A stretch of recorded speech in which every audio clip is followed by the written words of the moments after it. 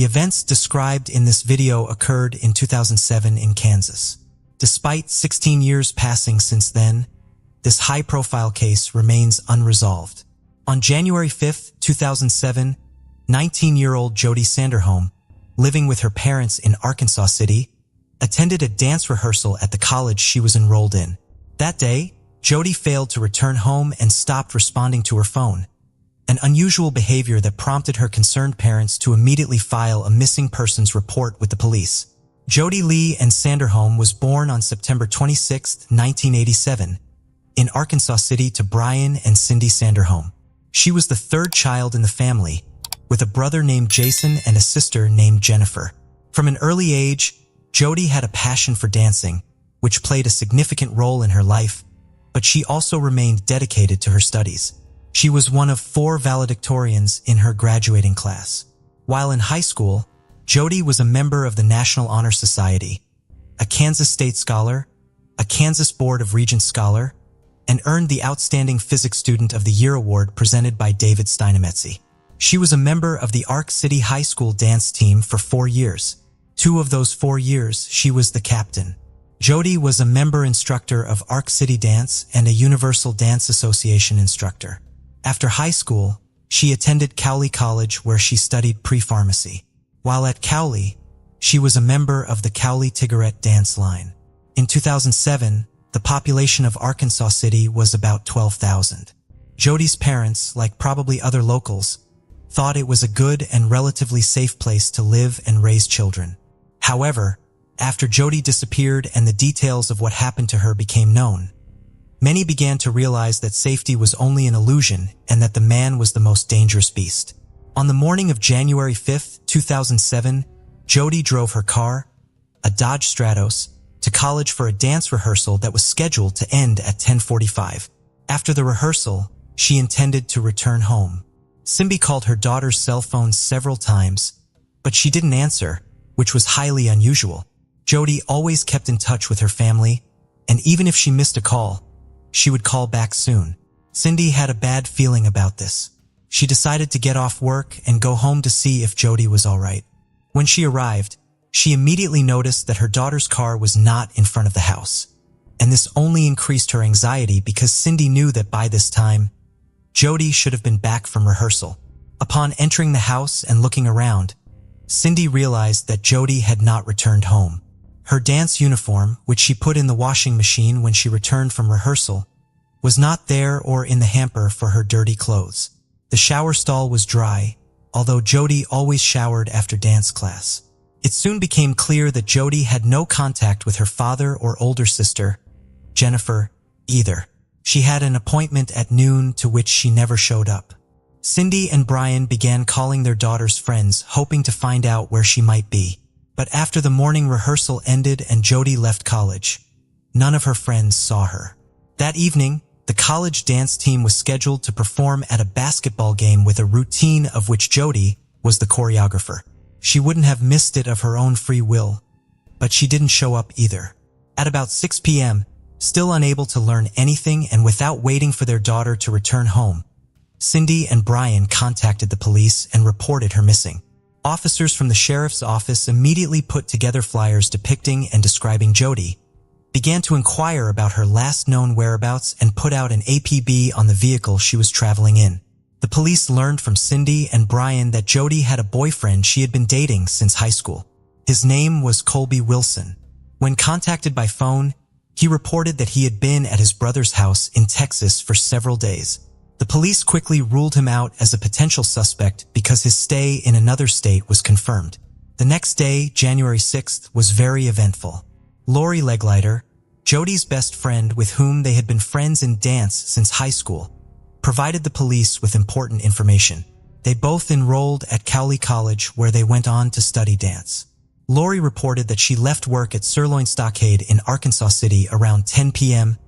Tuesday, January 2nd, and noticed a light blue car drive by the restaurant several times as she left. On her way home, she noticed a car following her in her rearview mirror. "I thought something strange was going on," Lori told the detectives.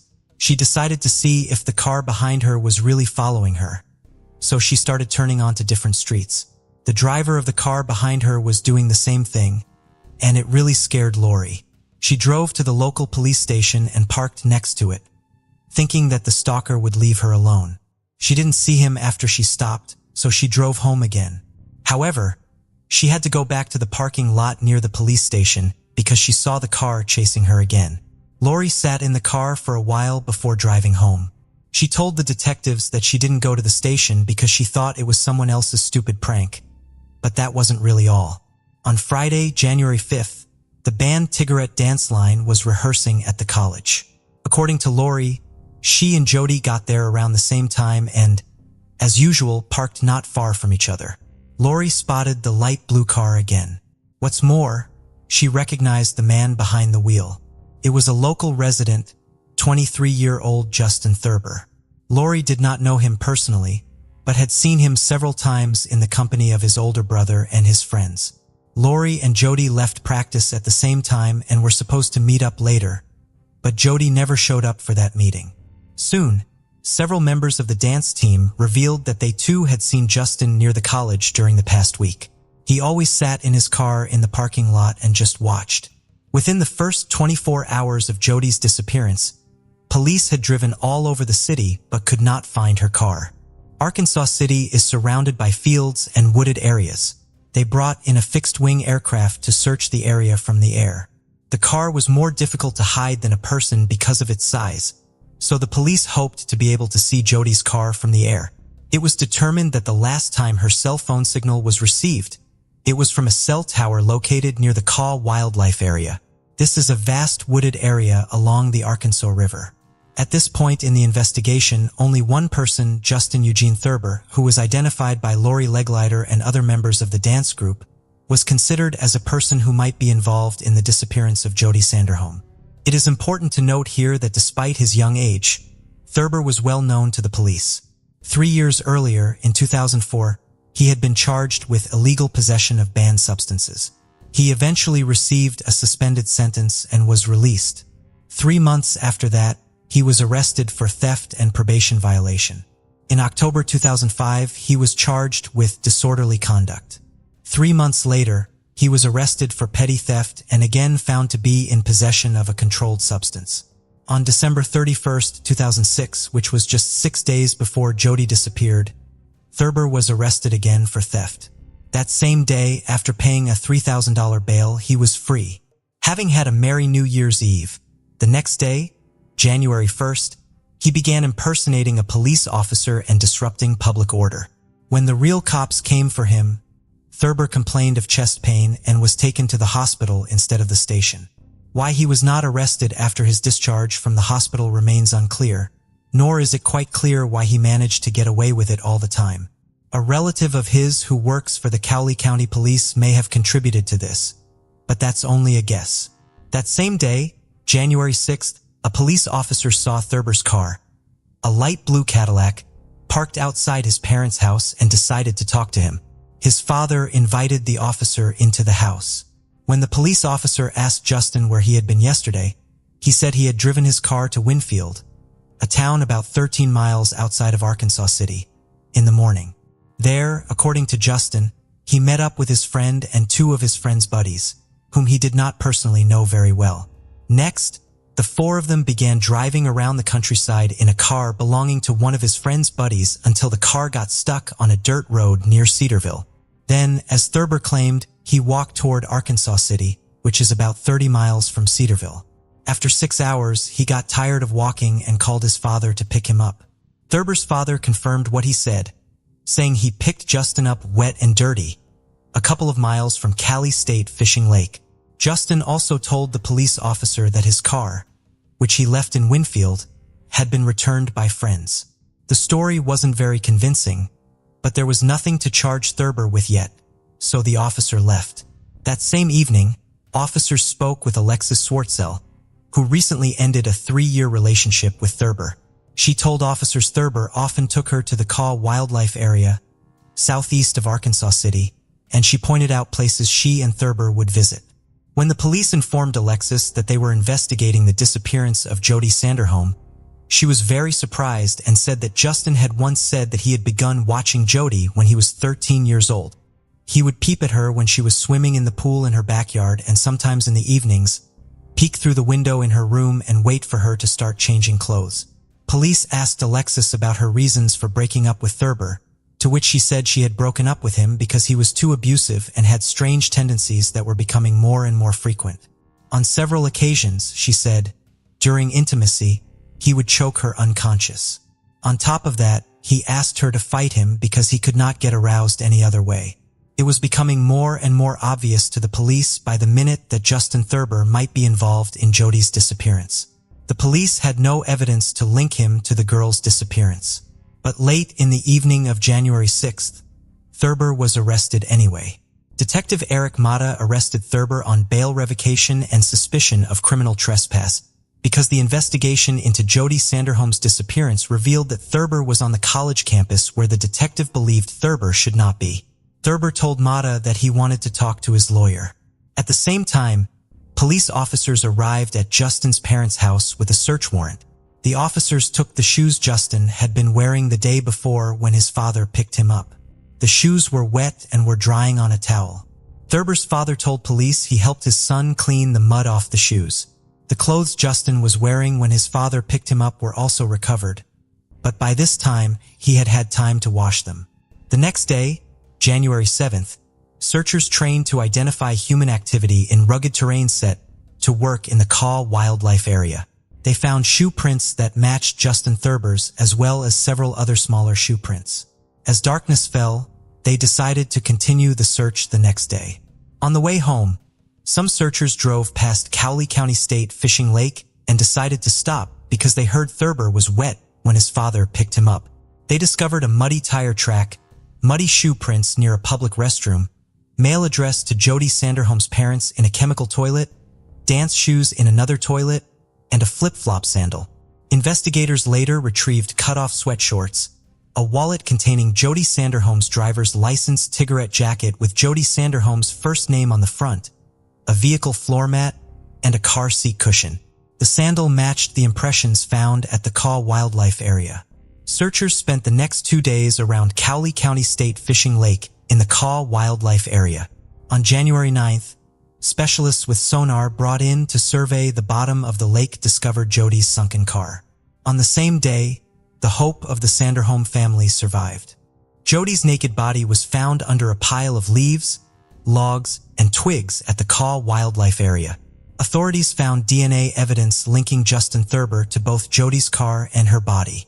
The car had been in the lake for more than 3 days, so police feared that the water that filled the interior had destroyed all evidence. That was partly true. Forensics spent a great many hours before they found a short hair in the interior. Carrie Melton, director of the Forensic DNA Testing Lab, ran mitochondrial DNA tests on the hair found on the driver's seat of Jody Sanderholm's car and concluded that it was almost certainly Justin Thurber's hair. Barbara Leal, an employee of a private DNA testing company, tested samples taken from Jody Sanderholm's right biceps and right side of her chest. She concluded that Thurber could not have been excluded as a participant, although 99% of the population could have been excluded. Cell tower data showed that on the day Jody disappeared, her phone and Justin Thurber's phone were in the same areas at the same time. Lori Leglighter, Jody's best friend, said she saw Thurber in the college parking lot the day she disappeared. When the police looked at the camera footage provided by the college administration, they were convinced that Lori was telling the truth. Thurber was in the college parking lot at the same time rehearsal was going on, and he left that parking lot at the same time as Jody. The tape showed that Thurber followed Jody in his light blue Cadillac. Based on the fact that letters addressed to Jody's parents were found near the lake, investigators speculated that Thurber had followed Jody from the college to her home, and when she got out to retrieve the letters from the mailbox, he attacked her, pushed her into her own car, and drove her away. That theory was confirmed when a shoe print identical to the sole of Justin Thurber's sneakers was found next to the Sanderholm family mailbox. As previously mentioned, footprints of Thurber's shoes and smaller shoe impressions were found at the Kaw wildlife area. It was determined that these were the footprints of Jody's shoes found at the fishing lake along with her other belongings. Thurber's footprints and Jody's footprints in the preserve were located side by side, walking along them. At one point, The searchers saw that Jody's footprints were interrupted and Justin's footprints went deep into the woods. This meant that he was carrying the girl further on his own. His shoe prints were also found where the body had been found. All three of the people Justin said he had been with the day of Jody's disappearance denied what he said. They had not seen Thurber that day, which meant his story about the car being stuck near Cedarvale was a fabrication. The three officers drove Thurber to Cedarvale so he could show them where he said he was.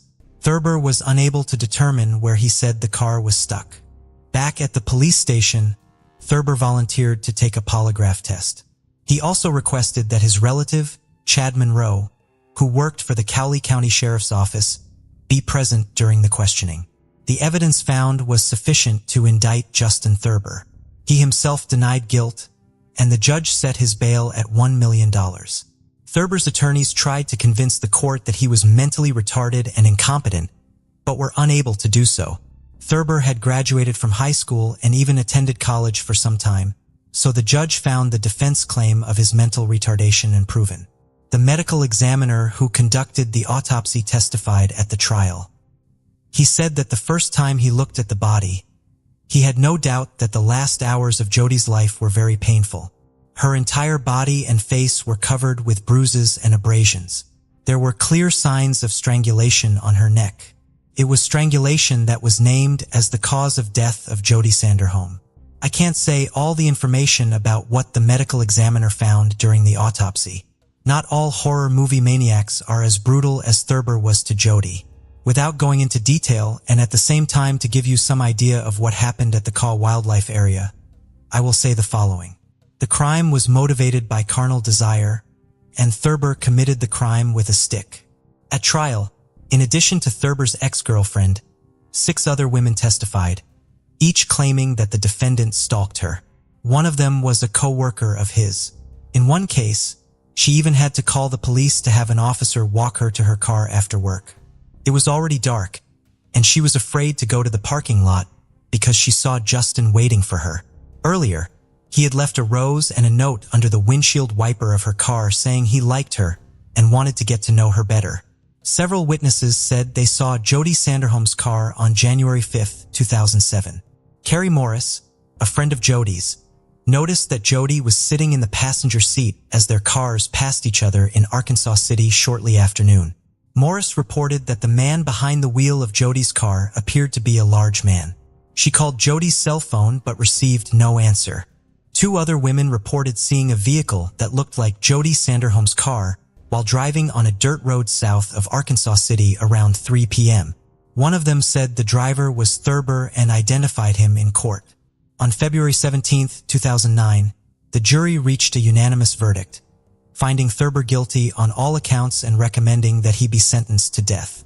Realizing what sentence the judge would hand down, Thurber tried to negotiate a plea bargain.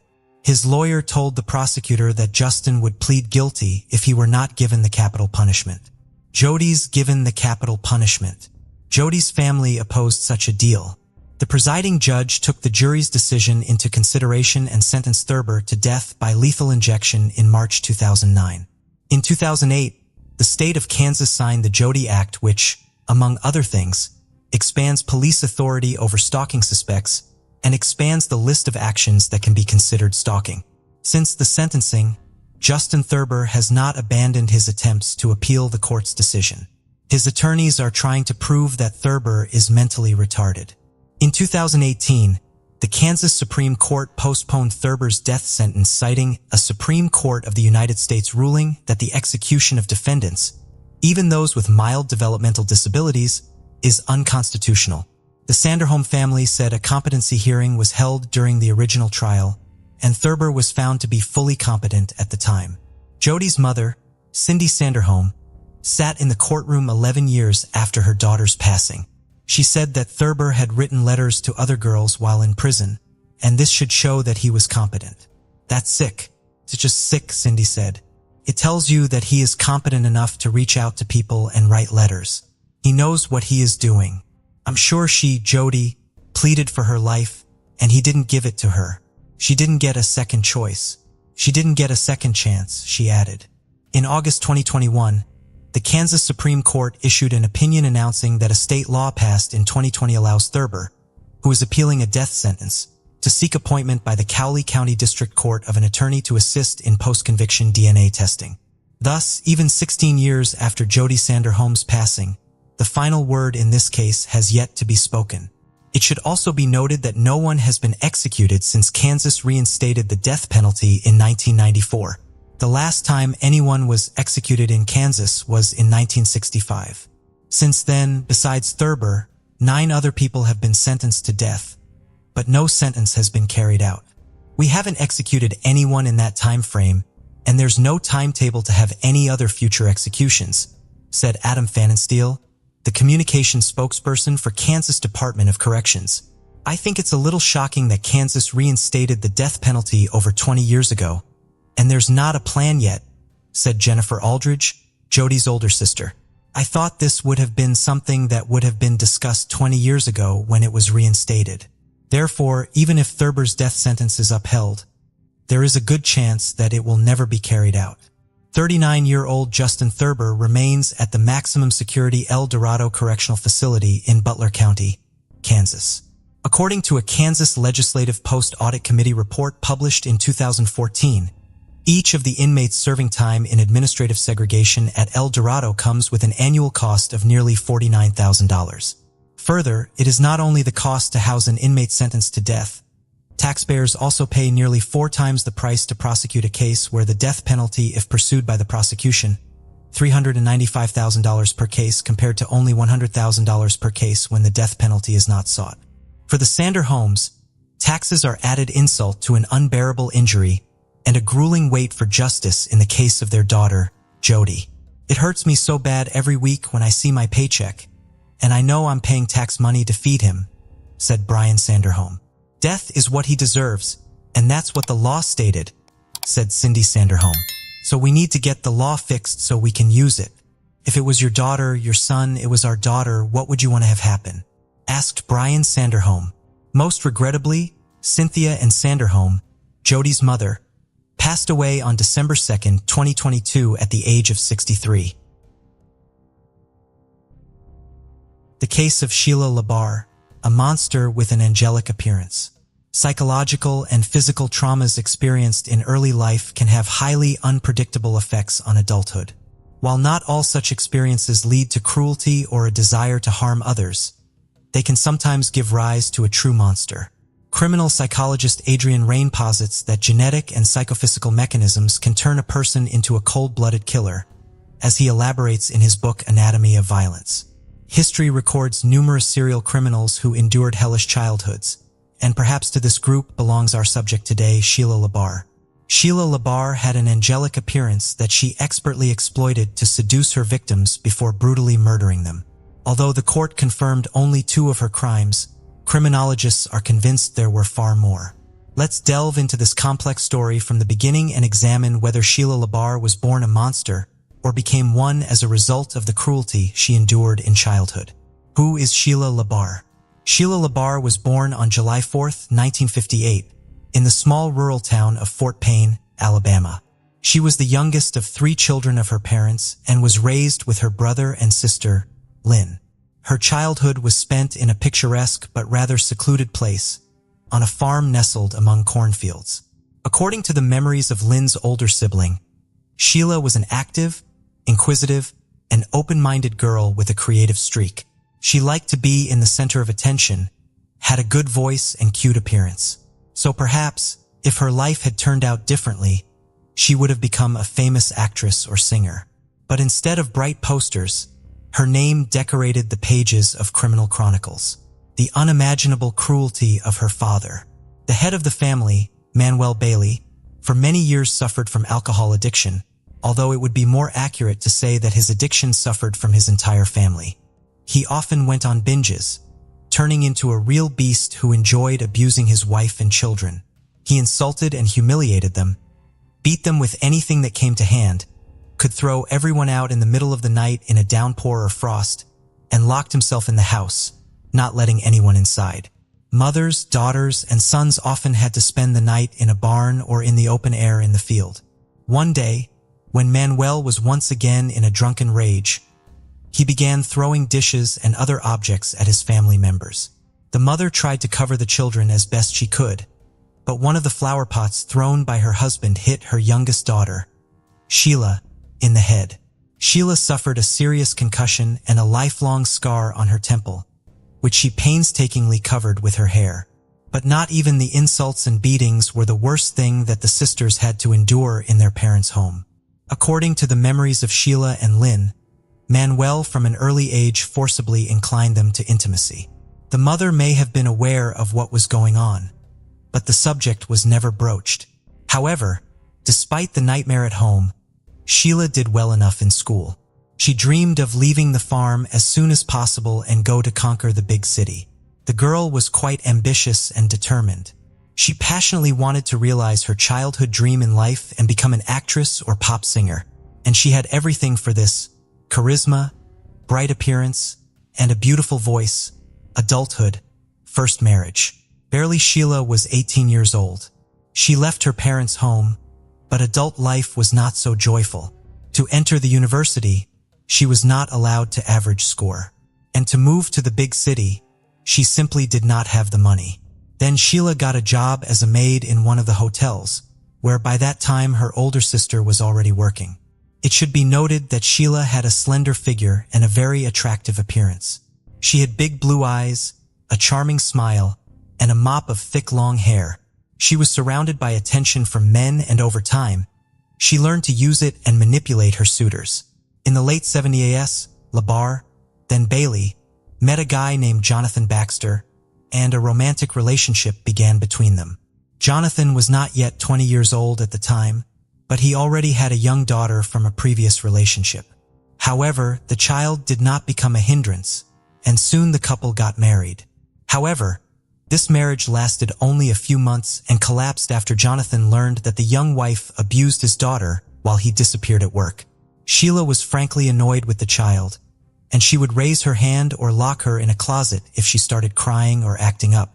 Jonathan did not organize scandals and listen to explanations.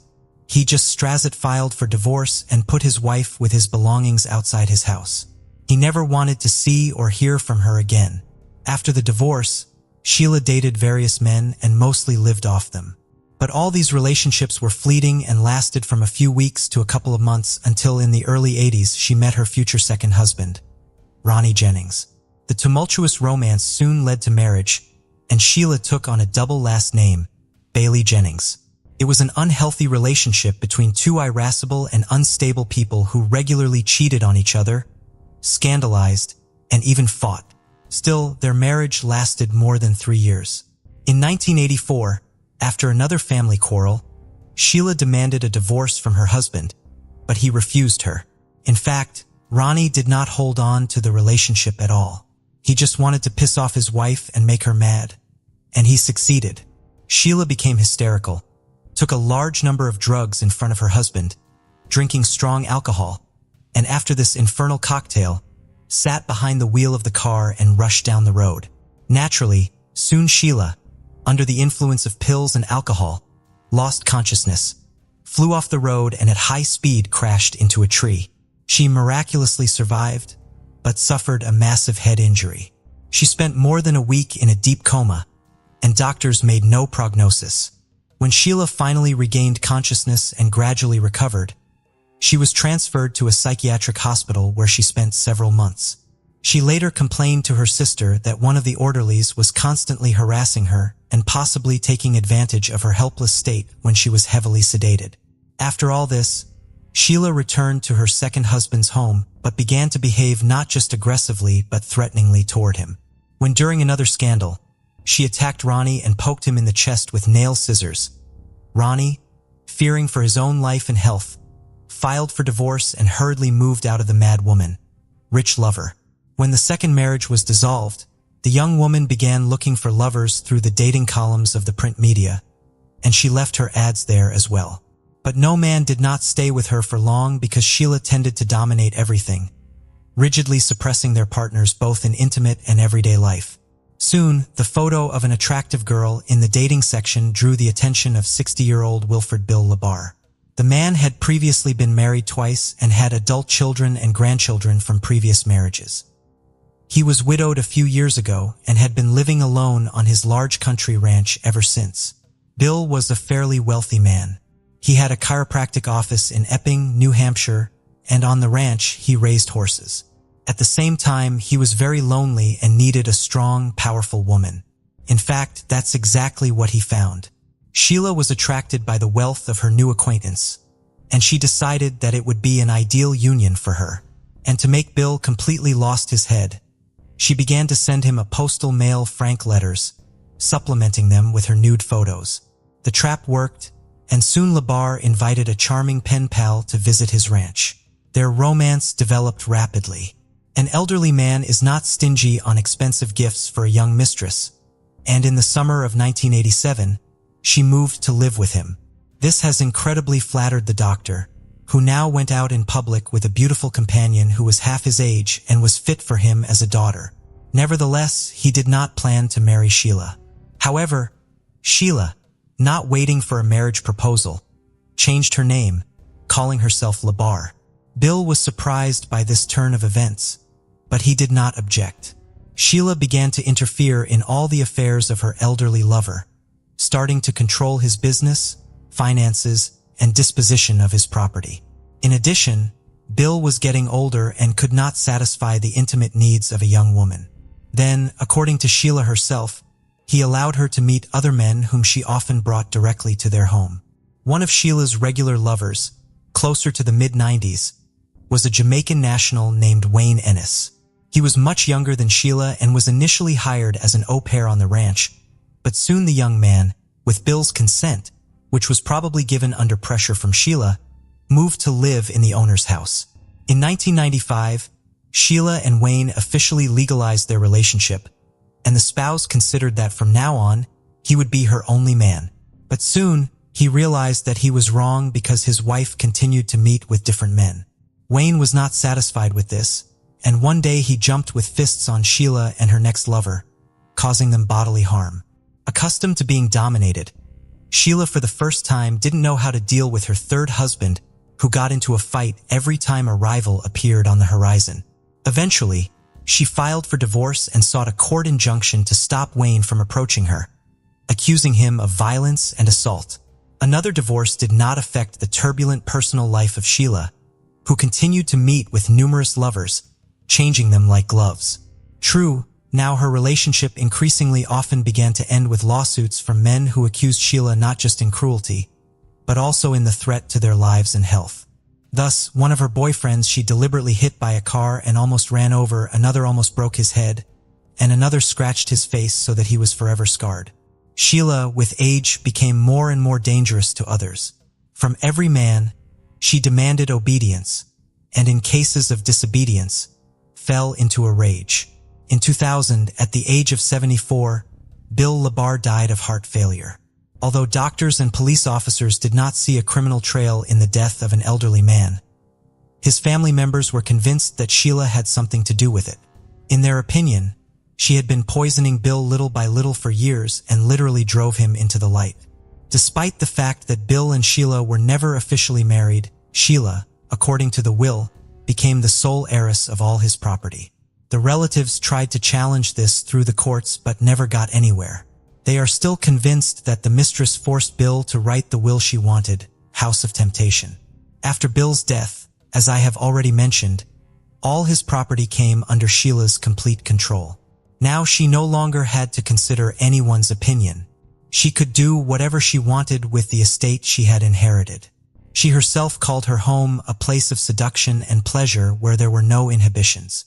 She met men on the streets, in bars, on the internet, lured them to her, and then tried to keep them on the ranch as long as possible. She didn't care about their age, skin color, or any physical appearance. She promised them unearthly pleasure and then sought to suppress and subjugate them to her will. Sheila regularly tried to seduce couriers by meeting them in the nude and offering an alternative method of payment. But she didn't take into account the fact that she herself was not getting any younger and was nowhere near as attractive as she used to be. It got to the point where couriers simply refused to come to her address. Neighbors noticed that on the ranch, Labar, constantly come different men, but some hurried to leave the place the same day. Others were delayed, but also for a short time. What was going on in the house itself could only be guessed at. Where had Michael Dolores disappeared to? Soon, Sheila decided to look for lovers among men who were in dire need of housing, money, or those men who suffered from addiction. This category was the most vulnerable and proved to be an easy prey for the cunning woman who everywhere posed as a widowed millionaire and talked about her untold wealth inherited by her. In 2004, Labar met on one of the city streets homeless man named Michael Delage. He was in a difficult life situation and lost literally everything because of addiction to illegal drugs. His relatives tried to send him to a rehabilitation clinic, but he ran away from there and has been loitering ever since. Sheila liked Michael, and she invited him to her, promising shelter, food, and the necessary drugs in exchange for intimacy. Moving to the ranch, the guy was completely dependent on his old mistress. He complied with all her demands, afraid to be on the street again. But Sheila quickly got into the taste, and her desires became more and more sophisticated. She bound, beat, and humiliated Michael, taking pleasure in it.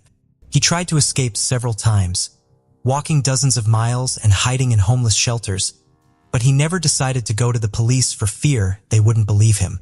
Meanwhile, Sheila found him each time and brought him back to the ranch. In desperation, he tried to contact his family members and let them know he was in trouble. His loved ones immediately responded to this disturbing news, but it was too late. In October 2005, Michael Delage disappeared without a trace.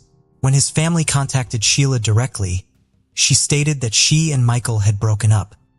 He had left her, and his current whereabouts were unknown to her. Michael did not show up at any of the places he had been to before. No one who knew him had seen him, and there was no way to contact him. Contacting the police was fruitless, and Labar remained beyond suspicion, trusting Kenny County. Sheila's tales of her exorbitant wealth were greatly exaggerated, and the house and automobile had to be maintained, so she was forced to get a job. Naturally, Sheila chose an occupation to her liking. She became an operator of intimate phone services. Since she had a truly enchanting voice, men fell for the bait and offered to meet her in person. Among such guys was Kenny County, who at the time of their acquaintance was barely 24 years old. The young man was attractive in appearance, very good-natured and open. However, he had a low IQ level due to which he was very gullible. This was exactly the kind of guy Labar was looking for. Kenny was very close to his mother on whom he actually depended, but Sheila, with the help of clever manipulations, managed to break this connection and literally lure Kenny to herself. She made him an unforgettable night of love and promised that they would be like this all the time. The young man decided that he had met the woman of his dreams, about which he informed his relatives, and then moved to live in Sheila's house. But soon, Sheila showed the guy her true face, having arranged for him a real torture room in one of the rooms. Each time, intimacy inevitably turned into a brutal beating or something worse. Kenny's body was covered with bruises, abrasions, scratches, cuts, and burn marks, but he could not leave the house of the mistress who had completely subjugated his will. Sheila did not allow him to see and communicate with his loved ones, and his family could only guess what was happening to Kenny. The first alarm was raised by neighbors who periodically noticed the guy and were horrified by his sickly appearance. A few days before his disappearance, a local store clerk took a picture of the young man on her cell phone camera, and later this picture was attached to the case file in court. In the photo, Kenny's condition could be described as deplorable. He was very thin. There were huge bruises under his eye and on his cheek, and his nose was probably broken. Judging by the degree of healing, all these injuries had been inflicted at different times, which suggested that the guy had been brutally beaten for a long time. The contents of his cart were also alarming. He rolled 2 large canisters of fuel to the cash register, as it later turned out, for his own cremation. The store employees were so puzzled and even frightened by the guy's appearance that they decided to report him to the police for possible domestic violence. But this time, Sheila managed to get away with it, and they could not charge her with anything. Soon, Kenny stopped contacting his family altogether. And when his worried mother arrived at Labar's house, The owner behaved aggressively and advised to leave Kenny alone. All subsequent attempts ended similarly, at which point Kenny County's family filed a missing persons report with the police, indicating that he may be being held forcibly at the country ranch, a home crematorium, and gruesome findings. When police arrived at Sheila's home, she claimed that the young man no longer lived with her and claimed that Kenny had run away because his mother, whom he was allegedly terrified of, began visiting them frequently. As evidence, Sheila provided an audio recording in which she asks her lover if his own mother had attacked him, and he quietly gives an affirmative answer. It all seemed more than strange, and the very next day, an officer visiting Sheila secured a search warrant for the estate. Sheila had been on the police's radar many times before, and her name had been linked to another mysterious disappearance of a boyfriend. But over the years, Sheila had never been questioned, and her house and grounds had never been searched. When the police arrived, they did not find Labar at home, but they did see several fires burning near the outbuildings. The fires looked strange and were made of improvised materials, a mattress, fragments of wooden furniture, hay, etc., all doused with a flammable mixture. One of the bonfires had bones in it that clearly looked like human remains. The squad requested reinforcements in the form of forensic experts reporting all the findings, but that turned out to be just the tip of the iceberg compared to what they discovered next. Almost all over the house were found poorly washed traces of blood. It was so much that it seemed as if there had been a real massacre. It turned out that the blood belonged to at least 3 different people. The bones smoldering in the fire belonged to the missing Kenny, and there were 2 empty fuel cans lying nearby, the same ones the boy had bought at the local store the day before. But that wasn't all. Also found on the property were the remains of Michael DeLoches, who had disappeared a few years earlier, and some fingers of some third guy who was never identified. Among other things, a large number of items belonging, judging by the size, to various men were fished out of the sump at the ranch, the fates of which have not been learned. The hostess herself was not at home at the time of the police visit.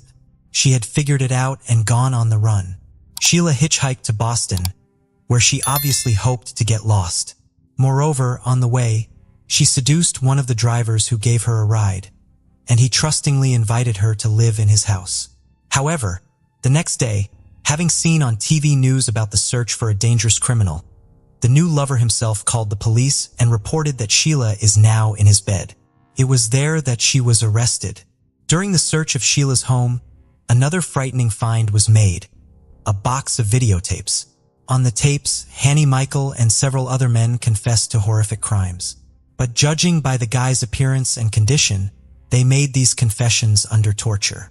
Since Labar's arrest, her mental health has raised a lot of questions, so the court ordered the necessary evaluations. Sheila was found to have a delusional disorder as well as signs of schizophrenia. She called herself an angel sent from heaven to protect children from rapists. It was Sheila's failing mental health that became the basis on which her attorney tried to build a defense. He called his client a profoundly sick person and tried to prove that she was not aware of her actions. The reason for this was the mental and physical trauma she had suffered as a child.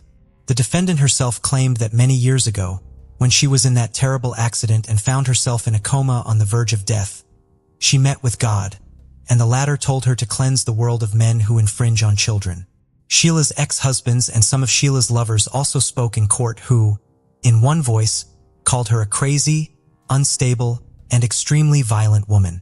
And Wayne Annis, the third husband, said that the ex-wife repeatedly persuaded him to kill Mr. Labar in order to seize his property. But despite the defense's attempts to convince the court that Sheila was insane and in need of treatment, it was proven that she was aware of her actions at the time of her crimes.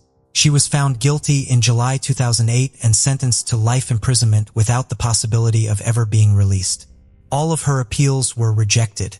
Sheila is now serving her sentence in Florida at Homestead Correctional Facility. Mandy Stavik was a highly accomplished individual who excelled in multiple areas. The honors student at Mount Baker High School participated in varsity basketball, varsity softball, and track. She was fluent in sign language, spoke Japanese, and played 3 instruments: clarinet, flute, and saxophone in the school band.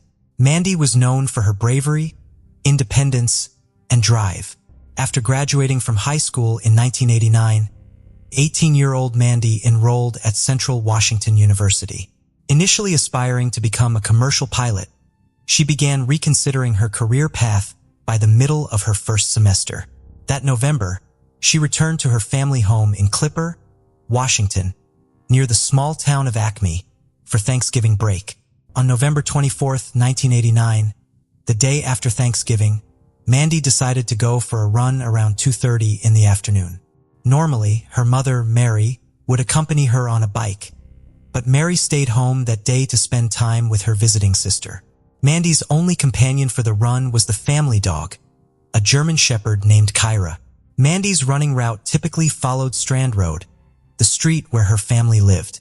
She would run down the road to its dead end at the Nooksack River before turning back to return home.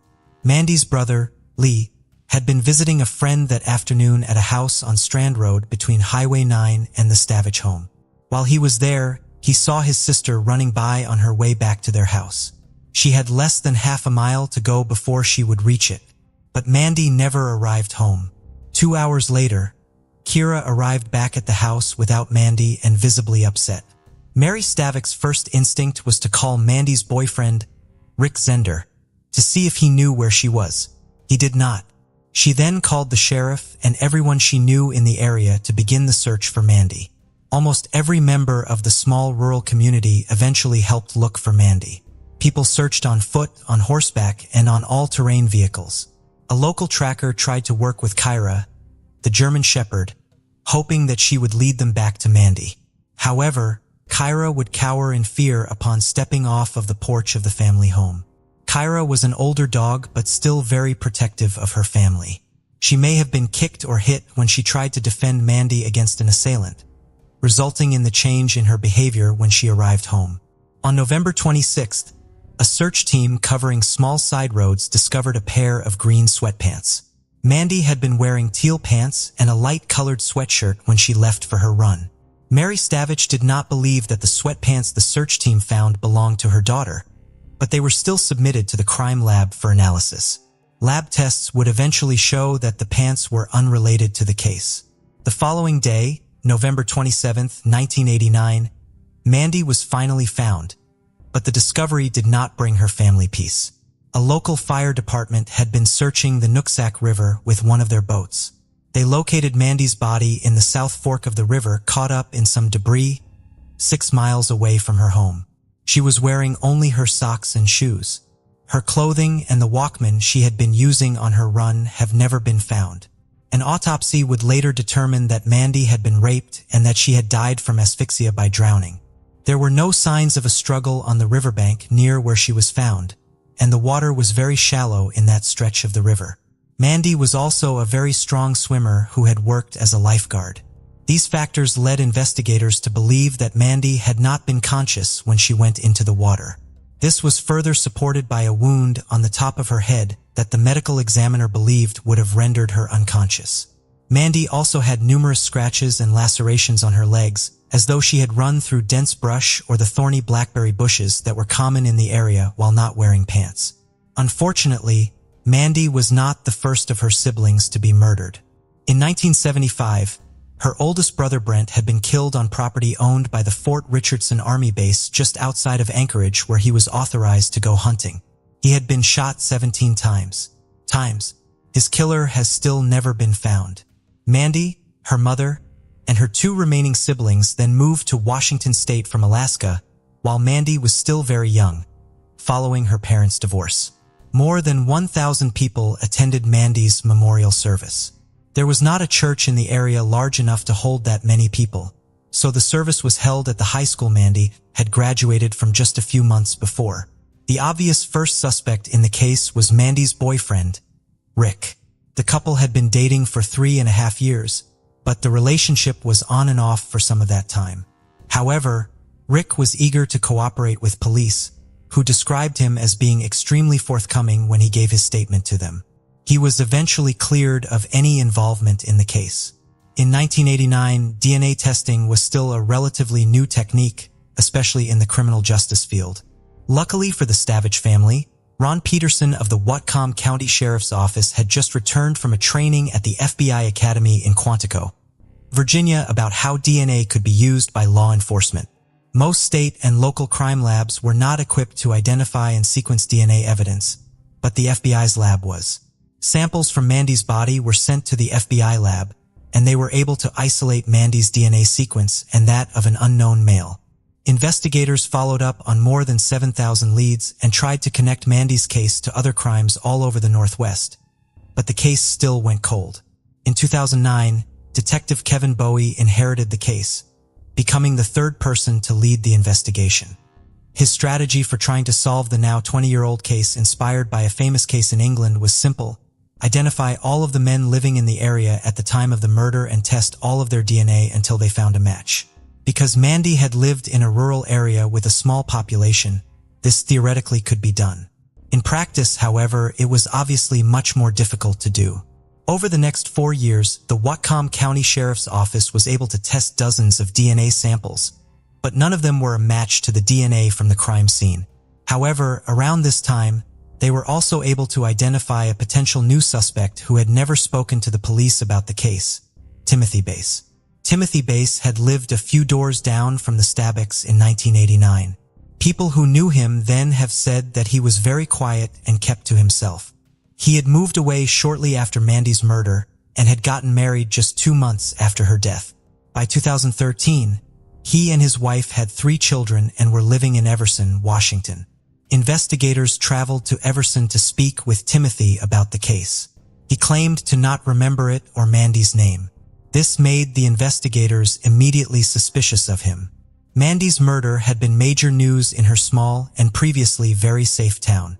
Mandy had also gone to the same high school as Timothy and had been friends with his younger brother Tom.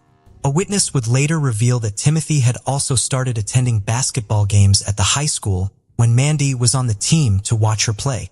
Mandy also ran past his house almost every single day when she was not at college. Timothy refused to provide a voluntary DNA sample. Police, however, still wanted to compare Timothy Bass' DNA to the DNA from the crime scene, so they went to his employer to ask for help. Timothy worked as a local delivery driver for the Franz Bakery outlet. Investigators met with Kim Wagner, who managed the outlet. They told her that they were investigating an employee and wanted access to information about their delivery routes so that they could follow the employee and potentially collect a cigarette butt or some other discarded item with DNA on it.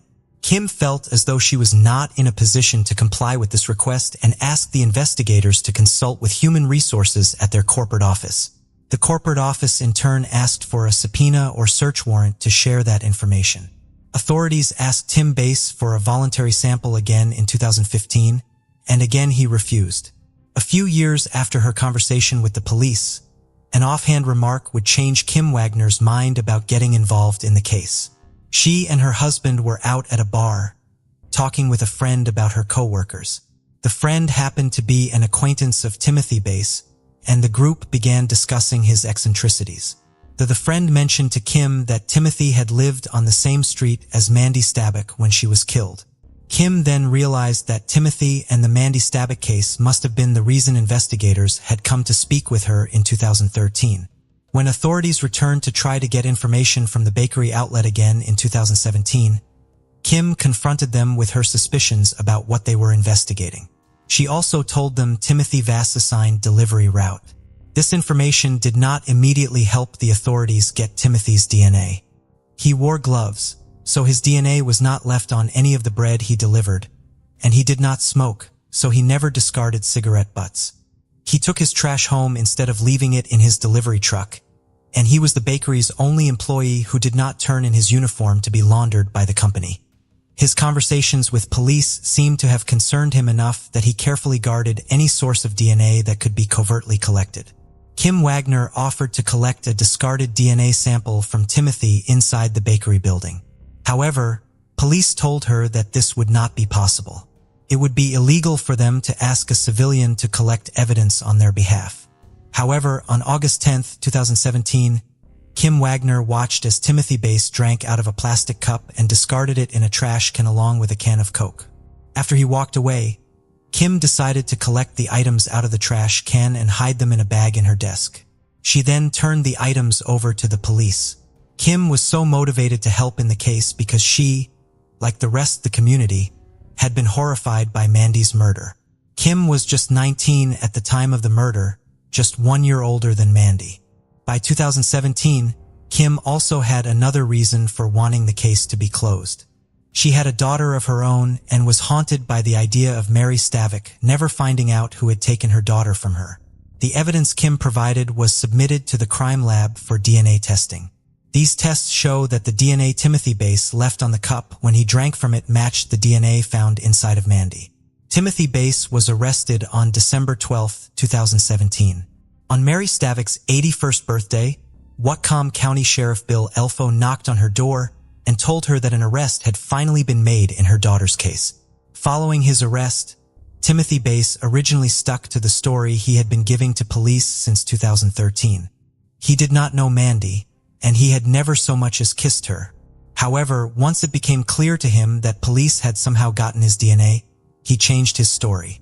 He now claimed that he had a consensual sexual relationship with Mandy, which is why his DNA was on her body. Timothy claimed that he had met Mandy before she left for college while he and his father were out mountain biking. His father had since passed away and could not confirm the story. Timothy says that he and Mandy began spending time together just talking and eventually began casually having sex. They had sex again when Mandy was home for Thanksgiving. Timothy could not, however, provide any basic information about Mandy, and not one witness was ever found who had seen the two of them together. There were no phone calls or letters between Mandy and Timothy after she left for college. Police did not believe Timothy's new story.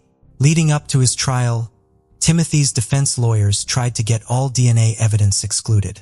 They argued that police had first obtained their client's DNA illegally because they asked a civilian to gather it for them. Police can legally collect items that someone has thrown away, but they cannot enlist civilians to do it for them. The lawyers argued that because Kim had previously met with the authorities, she was acting on their behalf when she collected the cup in the can from the garbage. Kim Wagner appeared at a hearing and testified that collecting the items had been her own idea and that she had done it of her own accord. It is legal for civilians to turn potential evidence that they legally obtained to authorities. A judge ruled in August of 2018 that Kim had not been acting on behalf of law enforcement when she collected and turned over the items, and the DNA evidence remained admissible. When Timothy went on trial for first-degree murder in May of 2019, his defense was based on his claim that he had a consensual relationship with Mandy. The presence of his DNA inside of her body, his lawyers argued, therefore meant nothing. Timothy had no proof of this relationship, however, and as the trial progressed, it became more and more evident that his word did not carry a lot of value. Timothy's soon-to-be ex-wife, who had been his girlfriend at the time of Mandy's murder, testified that her husband, against whom she had previously applied for an order of protection, had threatened her into providing him with a false alibi for the day of the murder. It was also revealed that when Timothy's family came to visit him in jail after his arrest, he had slipped them a note in which he asked his mother to lie to the police, telling them that he had been Christmas shopping with her the day of the murder. He also tried to convince his mother to blame the crime on his dead father. She would not let him. The most troubling testimony of all, however, came from Timothy's own brother, Tom. Tom Bass testified that in 2015, after authorities asked Timothy to volunteer a DNA sample for the second time, Timothy had asked him to lie to the police for him. Timothy told his younger brother that he had sex with Mandy the weekend of Thanksgiving.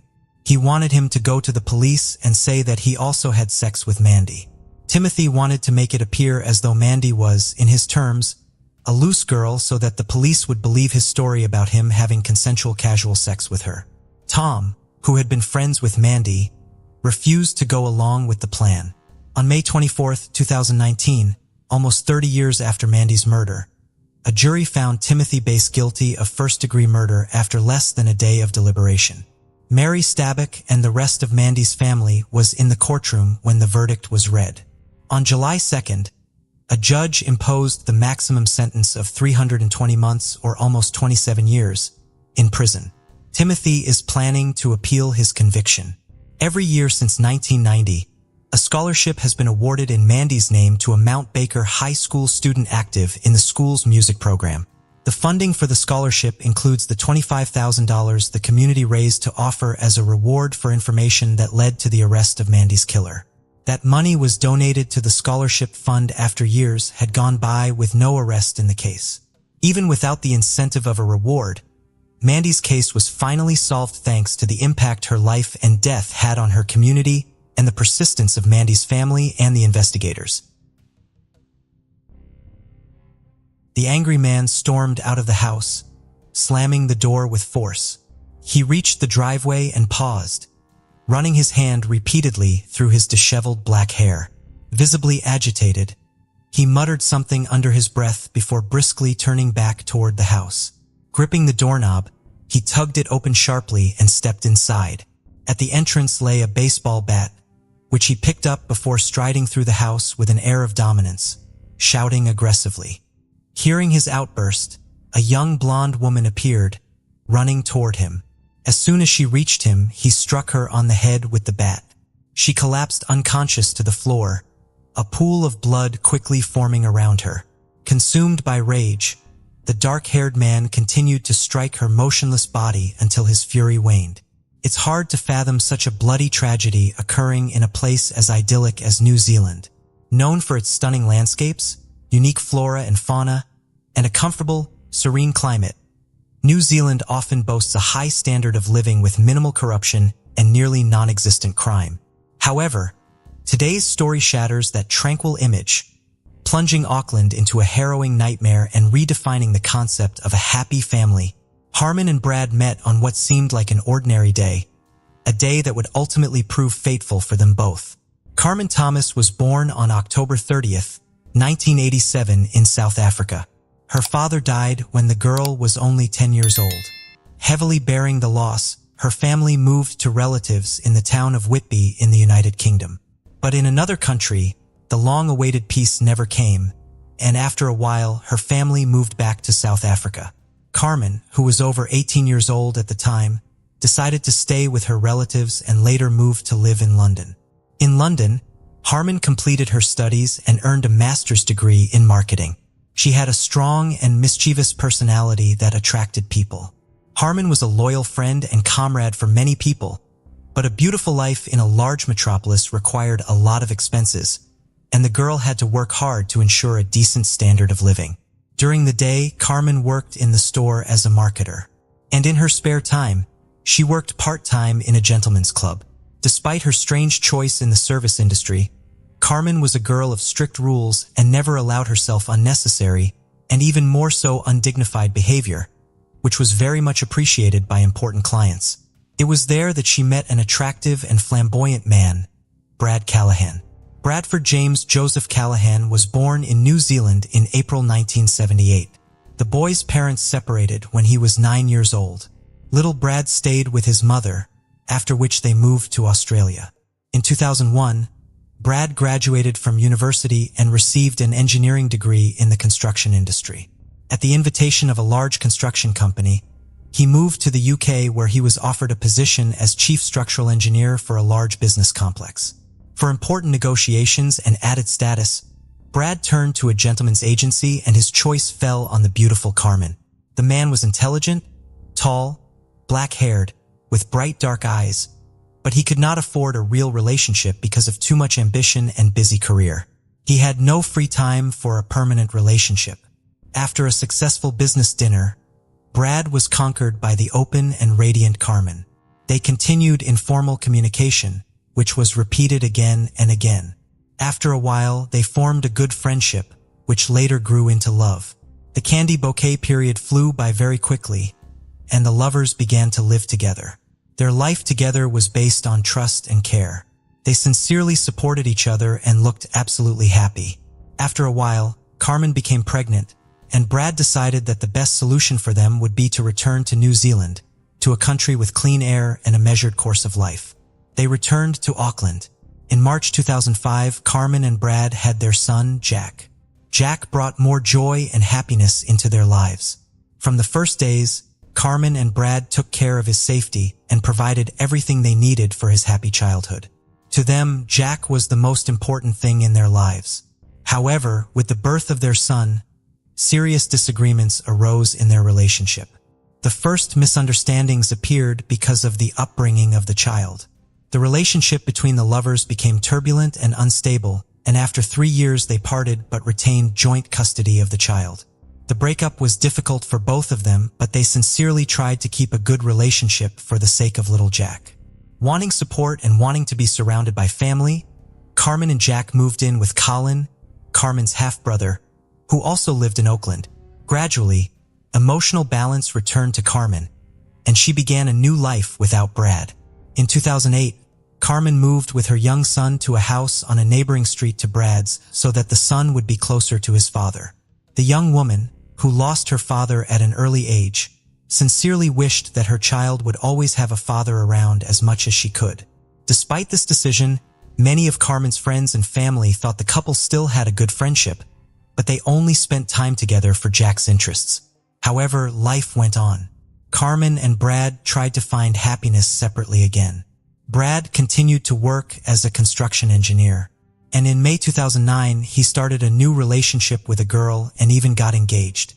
Carmen was busy raising her son and resumed her services in the gentleman's club, which quite hurt Brad. He sincerely believed that the mother of his child should never again be interested in dubious earnings. This disagreement became a boiling point in their good relationship.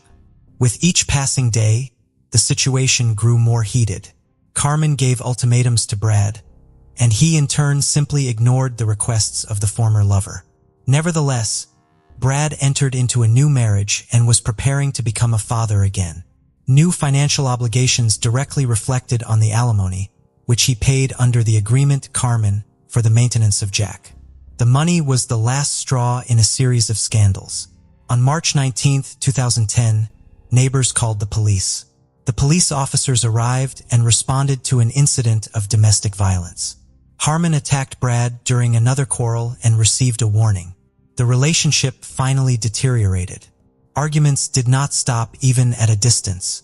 Each new question regarding Jack was perceived by each party in the bayonet and with aggression. Once loving parents for a long time could not agree on what school Jack should go to, and it again led to a number of unsolvable problems and a chain of scandals. On June 29, 2010, Brad again came to Carmen's house to make a new written agreement to pay child support and to discuss a new school for Jack. Carmen was not satisfied with the document, and she kicked Brad out of the house, yelling in the wake that Jack was not his son. Brad left. 2 weeks later, Brad tried to speak to Carmen again, but she did not make contact. On July 13, 2010, he reported Carmen Thomas missing to the police. The police took the report and began searching for the missing woman from video camera images and interviews with neighbors. Reconstructing the chronology of events since the last communication between Carmen and Brad, investigators found out some important details that should help in the search for the woman. They managed to find out that on June 29th, a surveillance camera recorded Carmen at a supermarket near her home. While inspecting the rented house where Carmen lived with Jack, the lack of a garbage can on the outside caught the attention of police. Inside the house, there were also traces of blood on the front door, on the washing machine, near the sink and shower. Forensic scientists used luminol to detect traces of blood left at the crime scene because it reacts with the iron contained in blood hemoglobin. The multiple patterns that appeared confirmed the presence of blood on the bathroom door and on the floor. The landlady told investigators that on June 29th, she heard loud screaming followed by prolonged crying and moaning. Recalling that day, she said she knocked on Carmen's door, but no one answered. She had to look out the window. She saw a street trash cannon and an overturned fabric horse, which is a drying rack usually made of wood or metal for drying clothes. Startled, the landlady called her husband. But while she waited for him to arrive, Brad walked out of Carmen's house and into the driveway. He was carrying soiled clothes in his hands. And upon seeing the landlady, Brad rushed to explain that Carmen had become ill after a medical believed the man's story and did not call the police. The search continued, and Carmen's cell phone caught the attention of the police. Messages were being sent from her phone on a regular basis, but the manner of communication and tone of the messages were different and did not resemble Carmen's previous manner of communication. The outgoing messages and calls continued until July 10th. Where did the woman go if she needed medical help, and why? The investigators did not have to look for answers to these questions for long. During further investigation, Harmon's car was found. In the back seat of the car was found luggage, clothes, and other belongings of the woman. The examination of the seized suitcase, on some of the things were found traces of blood. A note was also found in the car indicating that Carmen owed money to the agency where she worked. In the glove compartment, with an envelope with Misty's name on it and the sum of $270, Police Inspector Mark Benefield, after finding faces of blood in Carmen's car, first raised the possibility that the woman had been murdered. Police searched the countryside southeast of downtown Auckland for the body of Carmen Thomas after a new report that her car was spotted around the time she went missing. But the search was inconclusive. The investigation and search for the woman continued. When investigators examined Carmen's and Brad's phones at the same time, they discovered both phones had been nearby the entire time they were being searched, and Carmen's phone was not connected to the cell tower in Hamilton. Going forward, one of the most important pieces of evidence was the missing trash can. It remained to be seen if it could be the same bin that had disappeared from its place near the house and that a neighbor had through her window on the day Carmen disappeared. But what did the trash can need to be inside the house for? Police did not refute the idea of the worst possible outcome and rechecked Brad's cell phone in spending by examining his bank card details and traced his shopping list. On June 30th, Brad Callahan, a meat cleaver and a large plastic container as well as several garbage bags. By scrutinizing Brad's daily routine, police identified some exceptional events that did not fit into the young father's daily to-do list. It turned out that on one workday, Brad arrived at the construction site very early and walked alone around property for a long time. It was strange, but not so strange that the workers who saw him would start reporting anyone about such an early presence of a supervisor at the construction site. Based on the evidence gathered, such as Carmen's cell phone and questionable purchases, Brad went from victim to suspect. Police believed that Brad Callahan killed his former lover by hitting her several times in the head and carefully hiding the body. On September 21st, Brad Callahan was arrested on charges of murdering Carmen Thomas and attempting to change the course of justice. He pleaded not guilty and is scheduled to stand trial. In a fateful coincidence, Brad's second son from a new lover was born at the time of his incarceration, which caused a wave of emotion and resentment in the young father who was in custody. The man broke down, and 9 days after his arrest, he pointed out to investigators the burial place of Carmen Thomas. Brad thought he had come up with the perfect plan, part of which was to make it appear that Carmen had gone to Hamilton and never returned. He was absolutely certain he had succeeded, but life made adjustments. Under questioning, he detailed the chain of events from that fateful day. After a bad conversation, Carmen kicked Brad out of the house, yelling in the wake that Jack was not his son. Brad left, but 5 minutes later, he came back into the house and hit Carmen in the head with a baseball bat with such force that she immediately fell unconscious. Blood spurted from her wound, staining the floor a bright red. Heavy breathing filled the room, and Brad stood over the body of his victim with a wild scowl in his eyes. He realized he had just done the irreparable, but he couldn't stop. In a fit of anger and resentment at Carmen's words, he threw several punches again. He knew that his act carried irreparable consequences, but everything remained in the shadow of his insane obsession. Memories flashed before Brad's eyes, happy and endless memories that were now gone forever. Brad knew that his life would be forever changed after that disastrous moment and that he would not be able to get back everything that was. But it did not upset him at all, because by such an act, he had solved his main problem, and Jack was now only his. Having come to his senses, Brad took a shower and then quietly left Carmen's house. In the days that followed, he sprang into action to get rid of Carmen's body and cover up the crime. Callahan called his friend and arranged to meet him outside the supermarket. He asked him to buy 3 black garbage bags, a bottle of kerosene, and cleaning products, and waited for him outside the store, hoping to avoid suspicion. Brad then went back into the apartment and cleaned it up. He carefully wiped up the blood spatter and then wrapped the body in a bag and took it out in a trash can. In the following days, the defendant dismembered Carmen's body into 8 pieces to prepare it for disposal. He cut Carmen's legs from her torso at the hip joints. Each leg was cut through the knee into 2 pieces. Her arms and head were also severed from her torso. On July 3rd, he met a good friend at a boat ramp in Oahu Bay near downtown Oakland. He told him that he had killed Carmen during an argument and needed help disposing of the body, but an attempt to dump the remains into the sea failed due to the friend's refusal to provide a boat. Over the next few days, he drove to Waitakere Ridge in West Auckland and buried the containers in a shallow grave. On July 7th, he drove Carmen's car to Hamilton and abandoned it in a hotel parking lot. He put a suitcase of clothes and several other bags of her personal belongings in the car to give the impression that the woman wanted to leave. But in his haste, he overlooked the fact that the suitcase also contained bloody clothes. After getting rid of the car, Brad began sending text messages from her cell phone to give the impression that Carmen was still alive. The criminal texted her friends, saying she wasn't feeling well and had been in bad shape for days. But Brad's perfect plan backfired on him. On October 1st, police went to the burial site Brad had indicated and discovered the body. Carmen Thomas's remains were found in plastic containers. They were carefully removed from a makeshift grave on Waitakere Ridge. An autopsy determined that Carmen Thomas had died from multiple blows to the head, with the fatal blow causing a compressed skull fracture. After multiple forensic examinations, Carmen's body was released to her family for burial. On October 13th, a private funeral was held at Green Lane Christian Center for Carmen Thomas, a young mother, a cheerful, kind, and successful woman. Little Jack, who all along had waited and hoped to see and hug his mom, was only able to hug and kiss her white casket.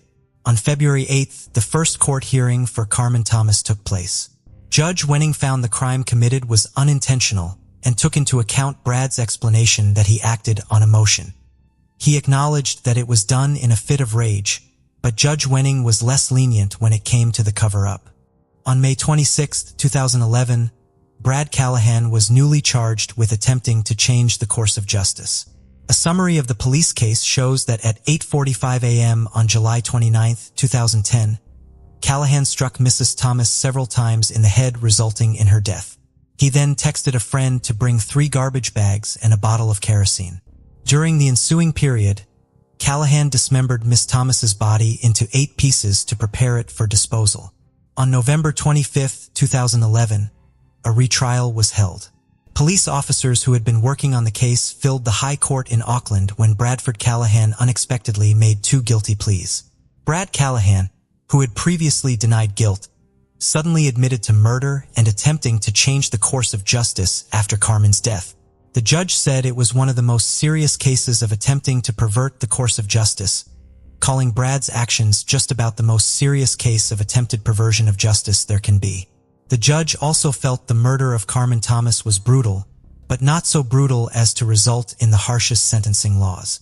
The 33-year-old man was sentenced in Auckland High Court, where a large public gallery was filled with Thomas's friends and family, including her parents who were visiting from South Africa. Judge Venning sentenced Brad Callahan to life imprisonment for murder and 6 years in prison for attempting to pervert the course of justice. He also condemned the lengths Callahan went to in order to cover his tracks. The sentences are to be served concurrently. Judge Vemming also said the minimum sentence for the perverting the course of justice charge was insufficient to bring Brad Callahan to justice. Mr. Callahan passed judgment on himself by his actions that day, and it had a devastating effect on 2 families, said Detective Inspector Mark Benefield. Callahan's supporters left court without comment. In a statement, the Thomas family said nothing can bring their Carmen back, and they are still angry because of it. But they are grateful that Brad will be away for an extended period of time so he can reflect on the enormous damage he caused to their own son in the first place. Carmen Thomas's mother, Teresa Scott, told the court in a victim impact statement that she felt completely destroyed by what happened to her daughter. After the verdict was announced, the officer in charge of the investigation, Detective Inspector Mark Benefield, told the court that the justice done is the result of hundreds of hours of police work over the past 10 weeks since Carmen Thomas was reported missing on July 13, 2010. Also, Detective Mark Benefield, during the interview, explained what the work to find Carmen consisted of. He explained that early on in the missing person investigation, they determined that Carmen was most likely murdered. Then the work of gathering evidence as well as researching information was carefully conducted. This required a great deal of time and effort to gather, and it was also necessary that proper legal procedures were followed. The detective reported that over the last few weeks, close cooperation with the defendant's employer had not been finalized. Attempts to further investigate part of the Victoria Street construction site would continue in order to find any evidence that might assist the investigation. Until today, we have been unable to comment on media reports about our activities at the facility because we have been very sensitive to the issues of litigation and preemptive contempt of court, said Mark Benefield. He did not rule out the possibility of further arrests and charges in connection with Carmen's death in the near future. Brad Callahan had the courage to take responsibility for his actions in this tragic saga, and he pleaded guilty to 2 charges. But that will in no way change what he did, for the hearts of Carmen's loved ones are broken, their world shattered. Living each new day without Carmen, each of her close family members feels completely destroyed. We will never forgive him for what he did to our family, said Carmen Thomas's mother, Teresa Scott. I could forgive someone for taking a life under certain circumstances, but I can never forgive this man for being able to strip a body and hide it in containers, added her stepfather Wayne. Callahan's attorney, Stuart Grieve, said his client acted responsibly and does not intend to file a motion. Can a sentence with parole eligibility after 13 years 8 months be called a ridiculous miscarriage of justice? Obviously, since New Zealand only records about 50 murders a year for the entire country, any crime that is a little out of the ordinary is covered extensively by the national media, as are the court cases for those crimes. It's possible that there was an overbearing bias against the victim at trial because of her line of work. But even if Carmen was antagonistic and pissed Brad off, we don't blame the victim for having her life taken from her, do we? If Brad had wanted sole custody of his son, he likely would have used this prejudice about Carmen's work and gotten his way because he had the opportunity. Instead, he beat her to death and tried to cover it up. In this situation, we are not diagnosing. We are only speculating. In summarizing this gruesome story, the same question comes up repeatedly.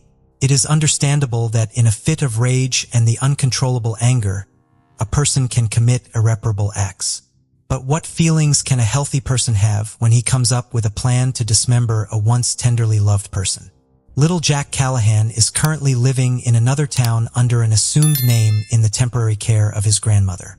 He doesn't know that his daddy took his mom's life and must never find out because it wasn't his fault.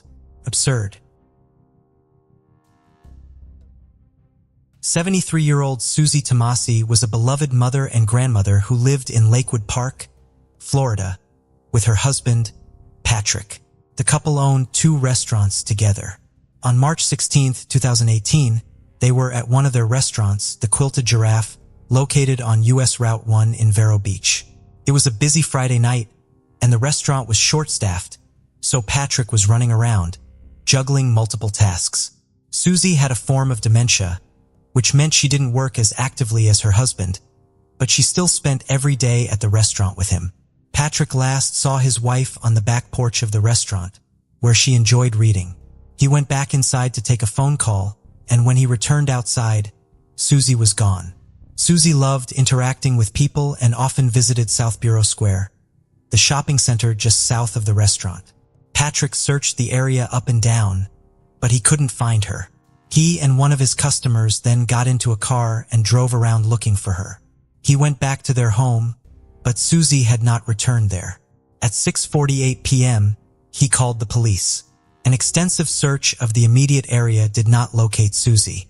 The sheriff's office used a helicopter to search for her from the air, and her family searched on foot all night. Authorities believe she must have gotten into a vehicle in order to get so far from the restaurant in such a short period of time. Surveillance footage would confirm that Susie had gone to South Vero Square shortly after being last seen by Patrick. The footage shows that around 5:40 p.m., she was walking along the shopping center with a cigarette in her hand. Authorities speculate that she may have been asking passers-by for a lighter. She walked out of range of the cameras at the southern end of the shopping center, and police could not trace her path any further. Dozens of volunteers came out to search a nearby wooded area, and potential sightings of Susie began coming in to the authorities. These potential sightings were all over Florida and as far away as New Jersey. Within the June 1st months after Susie's disappearance, the sheriff's office had followed up on more than 100 leads. None of them helped locate Susie. After Susie went missing, Patrick Tomassi decided to shut down the Quilted Giraffe for the summer in order to focus on the search for her. When the summer ended and Susie still had not been found, he decided to make the closure permanent. It was too painful for him to be without Susie. He auctioned off the restaurant's equipment and sold the property. The restaurant was demolished and new medical buildings were constructed where it once stood. Susie had been missing for more than a year and a half when authorities finally had a new potential clue to present to the public. In October of 2019, the Indian River County Sheriff's Office released new surveillance footage taken the day Susie went missing, not far from where she was last seen. The footage taken at 6:04 p.m. appears to show someone on foot walking up to a white truck and speaking to the driver. The person on foot then walks around the front of the truck and gets into the passenger side of the vehicle. Despite the poor quality of the footage, Patrick Tomassi believes that Susie is the person on foot who gets into the truck. The sheriff's department is hoping that even though this new footage is of poor quality, it will help identify new potential witnesses to interview and leads to follow. The Tomassi family is still offering a $15,000 reward for Susie's safe return. 27-year-old Zachary Wilkes lived in Lompoc, California and worked as a handyman. His parents had moved to the Washington, D.C. metro area, but Zachary and his younger brother Andrew remained living in the family home in California. He had a kind heart and was always willing to help people, whether they were his neighbors or strangers in need. Zachary had an aunt and uncle who lived in Las Vegas but had a houseboat on Lake Powell. Every year, either Zachary or one of his two brothers would travel to help them do work on the houseboat to get it ready for the summer. In 2017, Zachary would be making the trip. He had been looking forward to it because while he would be doing work, he enjoyed spending time on the lake. Andrew and a group of friends saw Zachary leave for the 7-hour drive to Las Vegas at 11 p.m. on May 24, 2017. Because he was leaving so late at night, Zachary would not arrive at his destination until very early in the morning.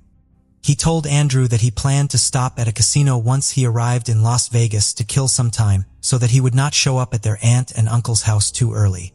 Zachary never made it to his aunt and uncle's house, and no one in his family could get a hold of him on his cell phone when they tried calling him after he failed to arrive. His brother, Andrew, reported him missing on May 26. Zachary's family drove back and forth between Las Vegas and Lompoc looking for signs of Zachary or his black 1994 Honda Civic. They checked every route he could have taken, which involved searching 6 different highways. When they received Zachary's cell phone records, they learned that his phone had pinged on a cell phone tower that would have placed him on Highway 166. The time and location of ping showed that Zachary's drive had been going according to plan. The Wilkes family then hired a private contractor to fly search and rescue drones over the 6-mile radius of the cell phone tower and used their cameras to look for Zachary or the car. Teams searched remote side roads, campgrounds, and parts of the Los Padres National Forest. None of these efforts located Zachary or his vehicle. Around the time Zachary went missing, there was speculation that he may have left of his own accord to start a new life. He reportedly did not like living in a smaller city and had a desire to move to a bigger one. However, Zachary already had plans to move to a more metropolitan area. He had told both his mother and father that he was going to move in with them in their house just outside of Washington, D.C., as he had been welcomed to ever since they first moved there. Since he already had public plans to leave Lompoc, it is hard to understand why he would choose to leave in secret instead. Furthermore, it does not seem possible that Zachary could have funded such a move as he left all of his money in his bank account and has not accessed any of his financial accounts since he was last seen. The mystery of Zachary's disappearance appeared to be solved in 2019. On October 25th, his Honda Civic was found upside down in a culvert off of Highway 166. According to the Lompoc police, the vehicle was involved in a traffic collision causing major damage and ended up in the dense brush off the side of the roadway. Based on the amount and type of damage, they believe that the car was in motion at the time of the accident. Police believe that the car had been in the culvert since around the time Zachary went missing and that there were no other vehicles involved in the accident. The car is still being examined for signs of mechanical failure that may have contributed to the crash. However, Zachary's remains were not in the car. Multiple agencies searched the area again in hopes of finding them but were unsuccessful. While the discovery of the car provides new information about the case, it also adds to the mystery of it. Zachary's family is still hoping for answers in his disappearance and that locating his vehicle will help provide them.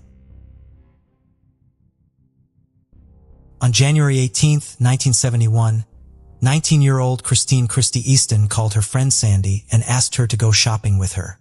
Sandy said yes, and Christy picked her up in a blue 1969 Ford Maverick. The car belonged to Christy's ex-boyfriend who had agreed to let her borrow it. Christy and Sandy went to a Mervyn's department store where Christy bought a pair of boots she had been saving up for. After dropping Sandy off at her home around 9:30 p.m., Christy made a quick trip back to her own house in Hayward, California to take a shower. She then went out again to go to Charlie's Car Wash on Mission Boulevard. In exchange for borrowing the car, Christy had promised her ex-boyfriend that she would wash it before coming to pick him up at the Jack in the Box restaurant where he worked at the end of his shift. Christy never arrived at the restaurant as planned, however. Her ex-boyfriend called her home to see if anyone knew where she was. Her family knew that Christy had left to meet him and that something must have happened to her if she did not arrive at her intended destination. They went out to begin searching for her. In the early morning of January 19th, they found the Maverick Christy had been driving at the car wash parked near the vacuums. Christy was not with the vehicle. Her scarf and purse were left on the front seat, and papers that had been inside the car were scattered on the ground. These papers gave rise to conflicting theories about Christy's disappearance. At first glance, they seemed to be a sign of a struggle. However, at least one of the original police officers from the case believed that the papers had been on purpose to make it appear as though there had been a struggle. Because of her age, police originally believed that Christy had run off on her own accord. Her family was positive that they were wrong. On a pragmatic level, all of Christy's belongings were left either in the car or at her home. Furthermore, she was enrolled in classes at a local college and was due to start a new job at a bank that she was very excited about the day after she went missing. They also believed that running away was not in line with Christy's personality or past behavior. Christy had never run with a dangerous crowd or experimented with drugs. In 1970, she had graduated from Sunset High, where she had been a song girl, homecoming queen, and an active member of the theater department. She had a kind and loving personality. Her family feared that Christy's beauty may have made her a target for a predator. Christy's case was cold for decades. A new witness finally came forward in 2019 after the case was featured in the local media. The Easton family's initial concerns appear to have been correct. The witness believed that they had unknowingly witnessed Christy being abducted by two men. The witness had not realized what they were seeing in 1971. They saw two men in a white Ford van with distinctive side mirrors, sometimes called West Coast mirrors. One man was in the driver's seat and the other was putting a girl in the back of the van. The witness only saw the man putting Christy in the van from behind, but did get a passing glance at the driver of the van. In September of 2019, police released a sketch of the van's driver created with the help of the new witness. They hope that the sketch will help finally get answers in what is the oldest missing persons case in Hayward, even though it has been nearly 50 years since Christy went missing. There is still a $50,000 reward for information in Christy's case. As we delve into the Leslie Palacio case, it is impossible not to feel both bewildered and disheartened that justice remains elusive. Despite the police having all the evidence and knowing the killer's identity, he remains at large. This case highlights the challenges of investigating crimes when suspects flee beyond the reach of jurisdiction, leaving victims' families to hope that justice will one day prevail. The morning of August 29th brought unease to the home of Rosalia Palacio, a mother of 5 daughters. Her eldest, Kayla, came into the kitchen and mentioned that Leslie's bed was untouched. Her belongings were gone, and it was clear she hadn't spent the night at home. One of the sisters joked that Leslie must have had a great time at the club and probably stayed over at Eric's. But concern quickly replaced the humor, as Leslie had never done something like this before. Over breakfast, Kayla kept checking her phone, expecting a text from Leslie at any moment. As time passed and noon arrived without any word from her, the family's worry deepened, realizing this wasn't normal. By late afternoon, Roselia decided to go to Eric's house on her own and find out where her daughter had disappeared to. When the Palacio family members drove up to the house, they saw Eric's mother and his sister actively removing pieces of furniture and miscellaneous items from the house. Obviously, taking furniture out of the house is quite normal, but the situation itself and Mrs. Ibarra's crying face caused a very strange feeling for Roselia. Something was not right here.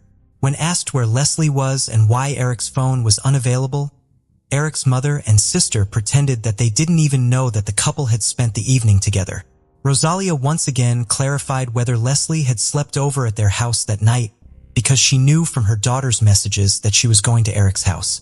After receiving a negative response, Leslie's family realized the seriousness of what was happening. Fears became reality, and the family immediately took action. The older sister, realizing that Leslie could not have disappeared so easily, began calling local hospitals and searching the internet for reports of accidents in the last 24 hours. However, the search was unsuccessful, as were attempts to contact Eric. He had either turned off his phone or the phone with deed, as Kayla couldn't even hear the voicemail. Roselia had no choice but to call the police. The next day, August 30th, Leslie was officially reported missing. The move was the first in an intense fight for justice. Leslie Palacio was born on May 5, 1998 in Las Vegas, Nevada, USA. Her short but full life was full of love and caring for her family. Always open and friendly girl became a source of joy in any company, as she valued everyone she met in her life and was reciprocated. Leslie dreamed of connecting her life with medicine. After graduating from high school, she entered the Las Vegas Medical College. In 2020, she was already confidently moving towards her dream of becoming a phlebotomist and worked part-time as a lab technician, combining theoretical knowledge with practical skills. Leslie proved herself to be a talented student. Her academic achievements were admirable. She was able to easily assimilate new material and always strive to deepen her knowledge. That is why the girl decided to work part-time as a laboratory assistant. Unexpectedly, Leslie realized that she had found her calling and soon became an integral part of the team. Colleagues considered the student not only a responsible and professional lab technician, but also a warm, responsive person. The girl's duties included conducting various analyses and tests.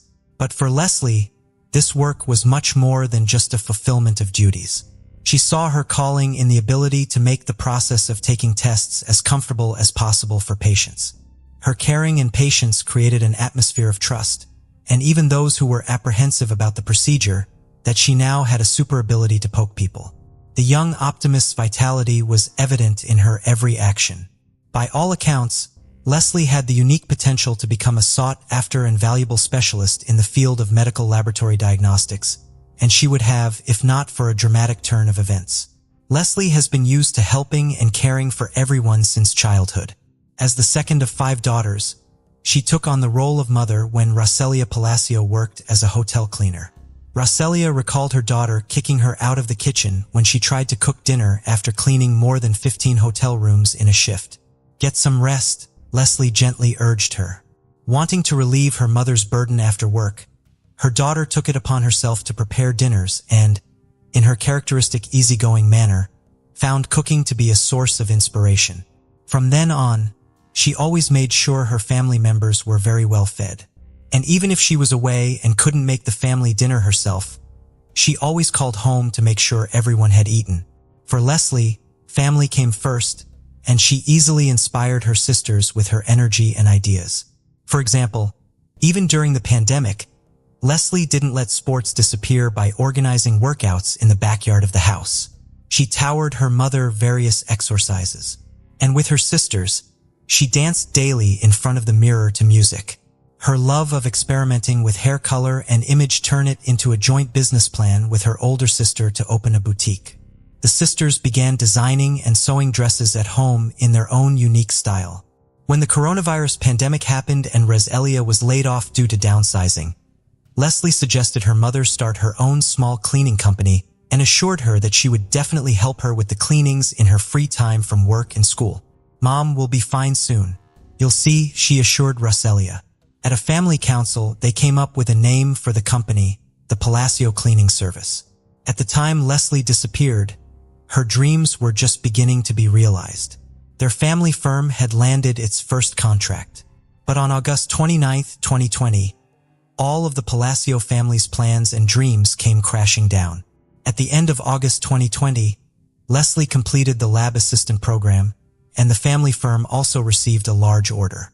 The girl decided it was time to take a break from the stresses and worries and enjoy an evening of dancing and fun.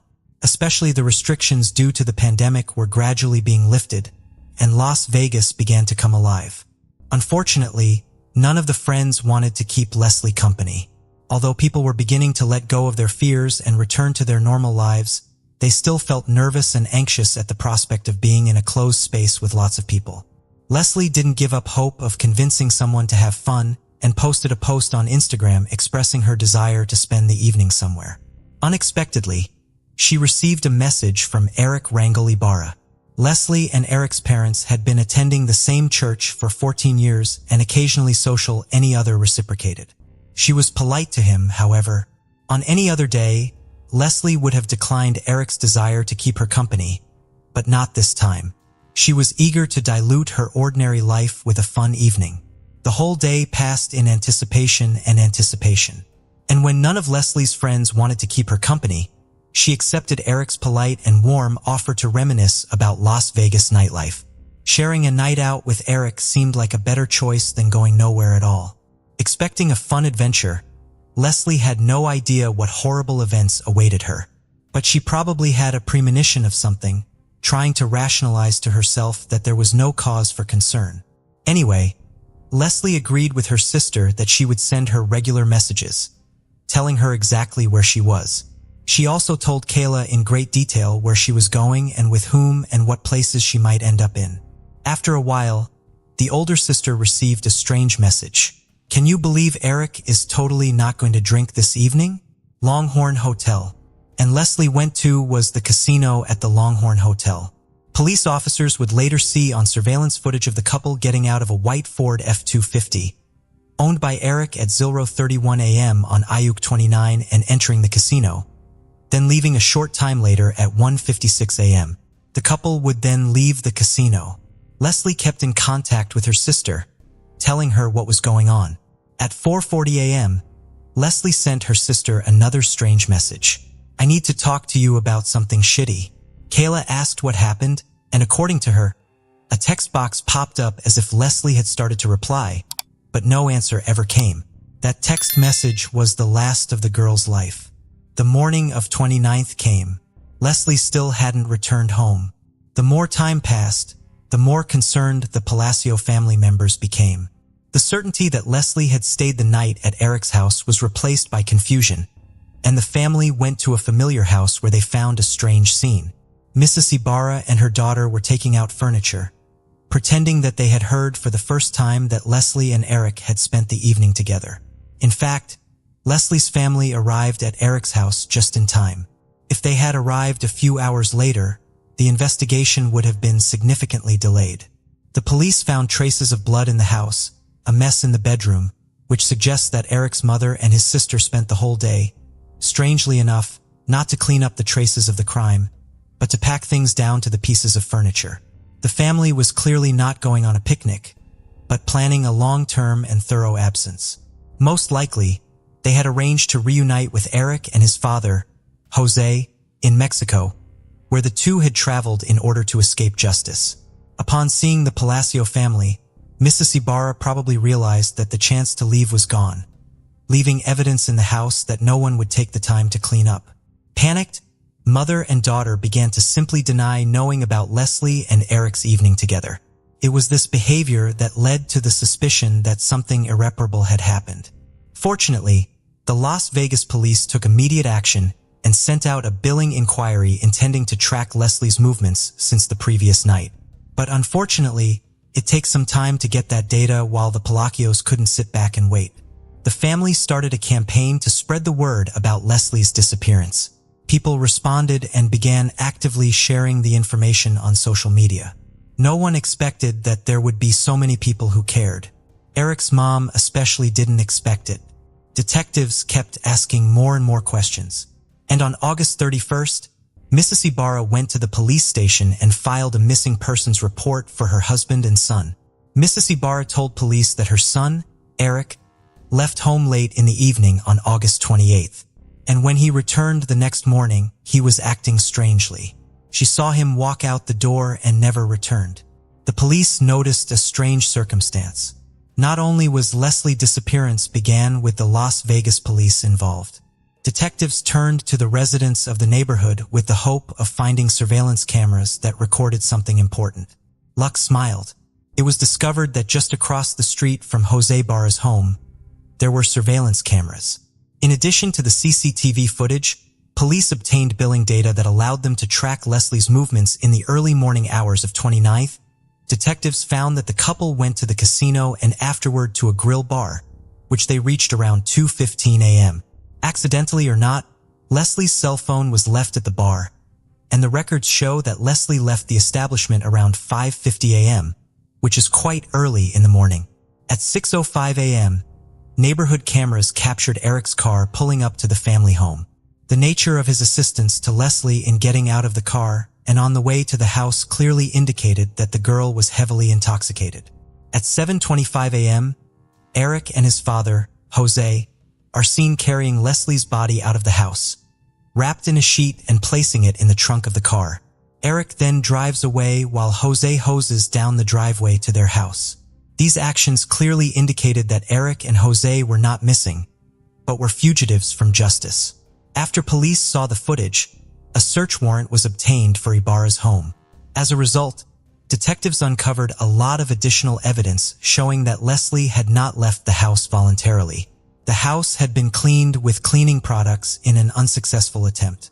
Latex gloves and trash bags were also found. But the most important piece of evidence was the discovery in Eric's room. Traces of blood were found on the floor and on Eric's bed, an obvious sign of assault. And without DNA testing, it was clear to investigators that the blood belonged to Leslie.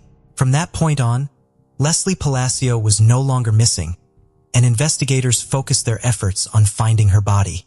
Eric and Jose were reported missing.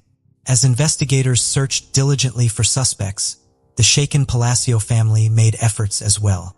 Rosalia asked members of the church community to help search for her daughter's body as search volunteers. Flyers and posters with Leslie's photo and images of Eric and Jose appeared on social media, newspapers, and street poles. The Palacio family is asking the public to intervene and help them find these two men involved in the girl's death, was the message on each flyer. The first major breakthrough in the investigation came when a license plate reader spotted Eric's car just 6 miles from his home around 10 a.m. Agath, 29. He was heading back to his home just 4 hours after Leslie's alleged murder. The information uncovered made investigators realize that the location where Eric may have hidden the body was within a 4-hour drive of his home on the Nevada-Arizona border or the Charleston Peak side, which is a huge area. So detectives were desperate for any additional information that could help them determine a more precise location. Once again, luck smiled on them when footage was recorded at a gas station 40 miles north of Las Vegas, showing Eric's car pulling off the highway toward the Valley of Fire National Park. The car backed up 20 minutes later with muddy tires. The find narrowed the search and pointed to the possible location of the body within 20 miles of the gas station. The mud on the tires suggested that Eric had driven off the road at some point. Detectives began searching the area. Police and volunteers combed through hundreds of acres of land. And on September 9, during a second search, they found Leslie Palacio's body hidden near a bush. News outlets immediately spread the word. The body of 22-year-old Leslie Palacio has been found near the Valley of Fire 11 days after she disappeared. A reporter joined the report, providing additional details about the prime suspect 25-year-old Eric Rangel Ibarra. The Valley of Fire, where the body was found, is known for its hot climate, which led to rapid decomposition of the remains, and forensic experts were unable to determine the exact cause of death. Locals reacted to Leslie's death with horror and fear. Some became afraid to go outside because of the constant thoughts of the uncaught criminals involved in the murder. The day after the body was discovered, September 10th, many friends, relatives, neighbors, and just random people in the area gathered to honor Leslie's memory. People took candles that were used for the nightly vigil and placed them in front of the girl's house. They also said they wanted the man responsible for her death to pay for what he did. The fight for justice was not even close to being over at this point. The next major breakthrough came when Eric's car flashed in Moreno Valley, California. Police eventually contacted Eric's cousin, and he reported that he had driven Jose and his son to San Isidro, where he believed they planned to cross the border into Mexico. The Las Vegas Police Department requested assistance from the FBI because it was not possible for them to resolve the jurisdictional issue on their own. The investigation slowed down. Then, on January 19, 2021, for months after the discovery of the girl's remains, Eric's father, Jose, turned himself in at the border. Everyone was greatly relieved that at least one fugitive was now in custody. The man was quickly extradited back to Clark County and charged with destruction of evidence and accessory to murder. During interrogations, Jose tried to minimize his involvement in the crime, explaining the story of the trip to Mexico by his son's strange behavior on the morning of August 29th. However, investigators showing surveillance video footage debunked his false claims. The footage clearly showed him helping carry Leslie's body out of the house and washing the driveway. Faced with the evidence, Jose changed his testimony. He said he was working in the garage when Eric brought Leslie's body, wrapped in a sheet, into the garage. According to Jose, he panicked and helped his son load the body into the truck, assuming that Leslie had died of an overdose of illegal drugs because he saw no visible injuries on the body. Court documents indicate that Jose initially told police that, according to Eric, Leslie died of an overdose of illegal drugs. Jose also explained that Eric immediately talked about wanting to end his life, blamed himself, and so he decided that the best thing to do for his son was to take him to Mexico. When investigators asked Jose for Eric's current whereabouts, he explained that as soon as the two of them entered Mexico and boarded the bus was searched by Mexican authorities. He and his son got scared and decided to split up, thinking that apart, it would be harder for the authorities to find them. For this reason, he would love to help the investigation, but has absolutely no idea where his son might be. On June 18, 2021, Jose formally pleaded guilty to destruction of evidence and accessory to murder. Despite the horrific characteristics of his crimes, Jose Ibarra was sentenced to only 2 years in the Clark County Detention Center, causing shock and dismay in the community. The Palacio family was shocked and outraged by Jose's lenient sentence, which they felt was unjust. During the pandemonium, Jose Ibarra joined the court proceedings virtually, while Leslie's family and friends attended in person. They urged the judge to impose a harsher sentence, arguing that 2 years was not enough for an accessory to murder who helped dispose of the body and hid the perpetrator. Jose Ibarra pleaded guilty and tried to apologize to Palacio's family, saying his love for his son outweighed him. He expressed regret for his actions. However, Leslie's family did not accept his apology and did not consider it sincere. To date, Eric's whereabouts remain unknown, and he continues to live a free life in Mexico. Jose was released on April 28, 2022. Ophelia Markarian, attorney and representative of the Palacio family, commented as follows: "I am absolutely furious. This is simply unfair. Not only is the main suspect not in custody, now the one who was involved in covering up the murder is back in custody after serving 8 months 15 days. Over the past 3 years, the Palacio family has never gotten justice." Leslie's story highlights the flaws in the justice system and raises questions about fairness in dealing with serious crimes. The Palacio family is determined to fight to change the law in Neva because they believe that Weaver was involved in the murder should receive a longer prison sentence than 2 years. They hope that the perpetrator will be found and prosecuted in the United States, where he will be charged and given the punishment he deserves. Ophelia Markarian is directly reaching out to those who may know of Eric's whereabouts in Mexico. In every media interview, she calls for Palacio's family to be given a small measure of justice. Rick Hazelton grew up on May Street in Glens Falls, New York. In October 1986, at 23 years old, the aspiring musician decided to move to New York City. Many of his family relationships were strained, and most of his close childhood friends had either moved away or started families. Despite this, those who knew Rick were excited about his plans and looked forward to updates about his life in the city. However, after leaving Glens Falls, Rick never called or wrote to anyone back home. Concerned, his friends tried to track him down but couldn't locate him. Over the years, their search efforts intensified, yet no records of Rick's life surfaced after his departure. Eventually, several years after his disappearance, Rick's family had him declared legally dead. Brian Pynchon, Rick's best friend, was especially affected by his disappearance. The two had been inseparable, spending nearly every day together. To Brian, Rick was more than a friend, he was like a brother.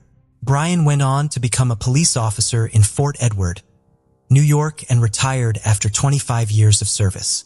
Over the years, he would lie awake at night thinking about Rick, haunted by the thought of never knowing what had happened to his childhood friend. He spent years working on the case in his spare time. He decided to dedicate the extra time his retirement freed up to further working on his investigation and learning what had become of Rick Hazelton. Brian looked up records and scoured databases of unidentified remains. He eventually got in contact with a detective in Nashville, Tennessee, when he found a sketch of a man he thought could have been Rick. It would be this relationship that would finally get Brian answers about what happened to Rick after he left Glens Falls. Rick did not die as his friends, family, and the courts believed. After trying to make it as a street performer in New York City, Rick had spent several months in Miami. While he was there, he saw an ad in a newspaper for cheap airfare and spent $80 on a ticket to Denver. From there, he hitchhiked to western Colorado, where he met the woman who would eventually become his wife. The couple had 2 children. In 2001, Rick and his family moved to Oregon to be closer to his wife's family. Rick never contacted anyone back in his hometown because he did not believe anyone would want him to. "I didn't think anybody really cared, so I just made my own life and did it," he would eventually tell reporters. He did not know how wrong he was or how many of his friends had looked for him over the years.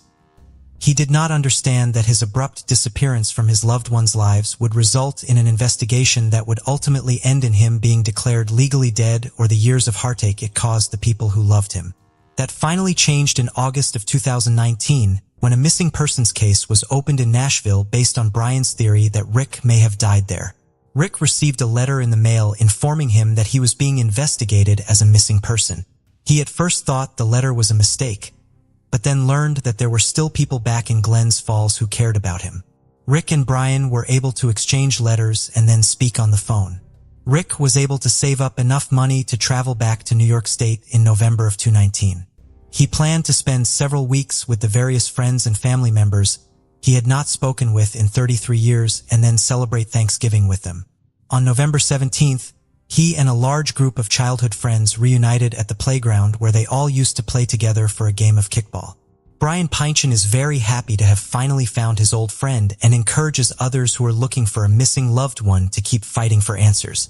"If you love somebody, don't ever give up on them," he said after his reunion with Rick. "If you don't have an answer, keep going until you can find out what actually happened." 21-year-old Riley Zickel, originally from California, was living in Portland, Oregon, and attending Lewis and Clark College, where he was majoring in chemistry and minoring in music. He loved the outdoors and was an experienced hiker. On Wednesday, July 27, 2016, Riley told his family that he was planning to spend the day exploring the Mount Jefferson Wilderness area, southeast of Portland. He was going to camp there that night and then drive up to the Seattle area on the 28th to meet up with friends so that they could go on another hike. The last known sighting of Riley was on 27th when he stopped to talk with another hiker on his way into the wilderness. Marion County Sheriff's deputies found Riley's silver Mazda parked near a trailhead for the Pacific Crest Trail that went into the wilderness area on July 30th. The same day, Riley's family reported him missing. They had become concerned when Riley had not showed up for plans he had made that day. The sheriff's office attempted to ping Riley's cell phone, but were unsuccessful and believed that Riley had turned it off. It does appear that Riley had his cell phone with him when he traveled to the area because the friends he had planned to meet near Seattle canceled their plans sometime after Riley talked to his family, and he told a friend that he would be extending his stay near Mount Jefferson. Given the unreliability of cell service in remote areas, it makes sense that Riley may have turned off his phone during his hike. Riley had 4 days' worth of food, a water filtration device, and camping equipment with him when he went to the wilderness area. So there was still hope that he was alive on July 31st when the formal search for him began. The search team initially consisted of 45 people, but more than 340 people would ultimately assist in the effort. Sheriff's deputies from 4 additional counties, the Army National Guard, the U.S. Forest Service, and the Civil Air Patrol, all also contributed to the search, which covered more than 350 square miles. On August 1st, the sheriff's office received a potential clue.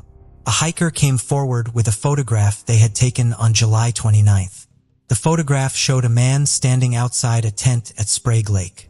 Riley's family believed it could have been him, and the tent was similar to the one Riley was believed to have taken with him. Unfortunately, 2 days later, a man came forward identifying himself as the individual in the picture, leaving investigators without what they had thought was a promising lead. The official search went on for more than a week, far longer than typical search efforts because Riley had the equipment and knowledge to survive outdoors. Even after the official search ended, authorities still followed up on leads from unofficial sources. A private helicopter pilot helping the Zickel family was able to provide the sheriff's office with a new location to search in a crevice in the Jefferson Glacier based on his own flights looking for Riley. The location was searched, but nothing was found. While Riley had been equipped to survive for several days when he went into the wilderness, he could not have survived there indefinitely, and his family accepted the fact that he most likely passed away, somewhere too remote for them to find him. On October 23, 2016, Riley's family held a memorial service for him in Petaluma, California. In 2017, the Riley Zickel Endowed Music Scholarship was established to help music students finance their education at Lewis and Clark. In August of 2019, a group of climbers contacted the Marion County Sheriff's Office informing them that they had seen human remains in a glacial area above Jefferson Park on Mount Jefferson. Based on the personal effects that were with the remains, they believed that they belonged to Riley Zickel. The area where Riley was found had been searched back in 2016. Riley's clothing and equipment blended in with the surroundings. However, the main reason the initial search did not help locate him was because of how dangerous the area was. Terrain in that area was very steep and many of the rocks were loose, which made it prone to rock slides, so it was an exceptionally difficult area to safely search. The nature of the location also complicated the recovery of Riley's remains. However, on September 3, 2019, Marion County Search and Rescue Squad, Corvallis Mountain Rescue, the Civil Air Patrol, and the U.S. Forest Service all participated in a joint recovery effort. Riley's father, Robin, was waiting at the trailhead when team brought his son down from the mountain 3 years after he went missing. Riley's remains were taken to the medical examiner's office. On October 15th, the medical examiner positively identified the remains as Riley Zickel and released them to Riley's family. While Riley's loved ones had prepared themselves for the reality of Riley's death, locating his remains was still of the utmost importance to them because it both helped them honor Riley and helped them cope. I believe that when you suffer a loss, you learn to live with it. You never get over it, but you learn to live with it, Robin Zickel told the Press-Democrat after his son was found. I was not able to learn to live with not knowing what happened. Hugh Turner was from Alberta, Canada, but he and his wife of more than 50 years, Joyce, spent the winter months at a home they owned in Mesa, Arizona. Even at 85 years of age, Hugh remained very active, working out 3 days a week, playing golf regularly, and taking daily walks around his neighborhood in the Red Mountain Ranch neighborhood in East Mesa. He left for one of these walks around noon on Christmas Eve of 2010. He never came home. A massive search was conducted to try to find Hugh. Hundreds of volunteers came out to assist members of law enforcement and area search and rescue groups in the effort to locate him. No sign of Hugh or any clues to his whereabouts were found during these searches. Hugh was mentally still very sharp, but his behavior on the morning of his disappearance may have indicated that he was beginning to have memory problems. That morning, he had attended a Christmas party and reportedly went up to a woman and asked her where he was. This raised concerns that Hugh may have been experiencing early signs of dementia at the time of his disappearance. Hugh's wife and 4 children struggled to cope with the void his disappearance left in their lives and the unease they felt at not knowing what happened to him. Joyce Turner was very lonely without her husband but continued to return to their home in Mesa every winter. On January 5, 2019, a hiker was near Red Mountain on the Salt River Pima Maricopa Indian community when they came across a set of human remains. They notified the authorities, who believed that the remains were Hugh Turner based on the personal effects found with them. This suspicion was confirmed on January 10th when the Maricopa County Medical Examiner's Office positively identified the remains as Hugh based on his dental records. The location where he was found was approximately 4 miles north of his home. While Hugh's family told authorities that he was physically capable of walking great distances, this area had not been covered in the initial 2010 search. To reach it, Hugh would have had to cross a canal and make his way up very steep terrain. The report from the medical examiner's office did not list a cause of death, but police do not suspect foul play in the case. While Hugh's death is obviously difficult for his family, they are also grateful to finally have answers. "I don't think any of us had thought we were ever going to know what happened to our father," said Hugh's daughter, Janice McCaffrey, after his remains were discovered. "And I've kind of figured that, as sad as it is, we just won the cold case missing persons lottery and someone found him. And that in itself is a miracle." Thank you for joining us on this journey into the depths of unsolved mysteries. Cold cases not only challenge our understanding of the past, but also ignite our curiosity and determination for answers. Remember to subscribe to stay updated on our latest investigations. And if you have any information regarding the cases we've covered, don't hesitate to reach out. Together, we can shed light on the shadows of the past and bring closure to those who seek it. Until next time, stay vigilant, stay curious, and never stop seeking the truth.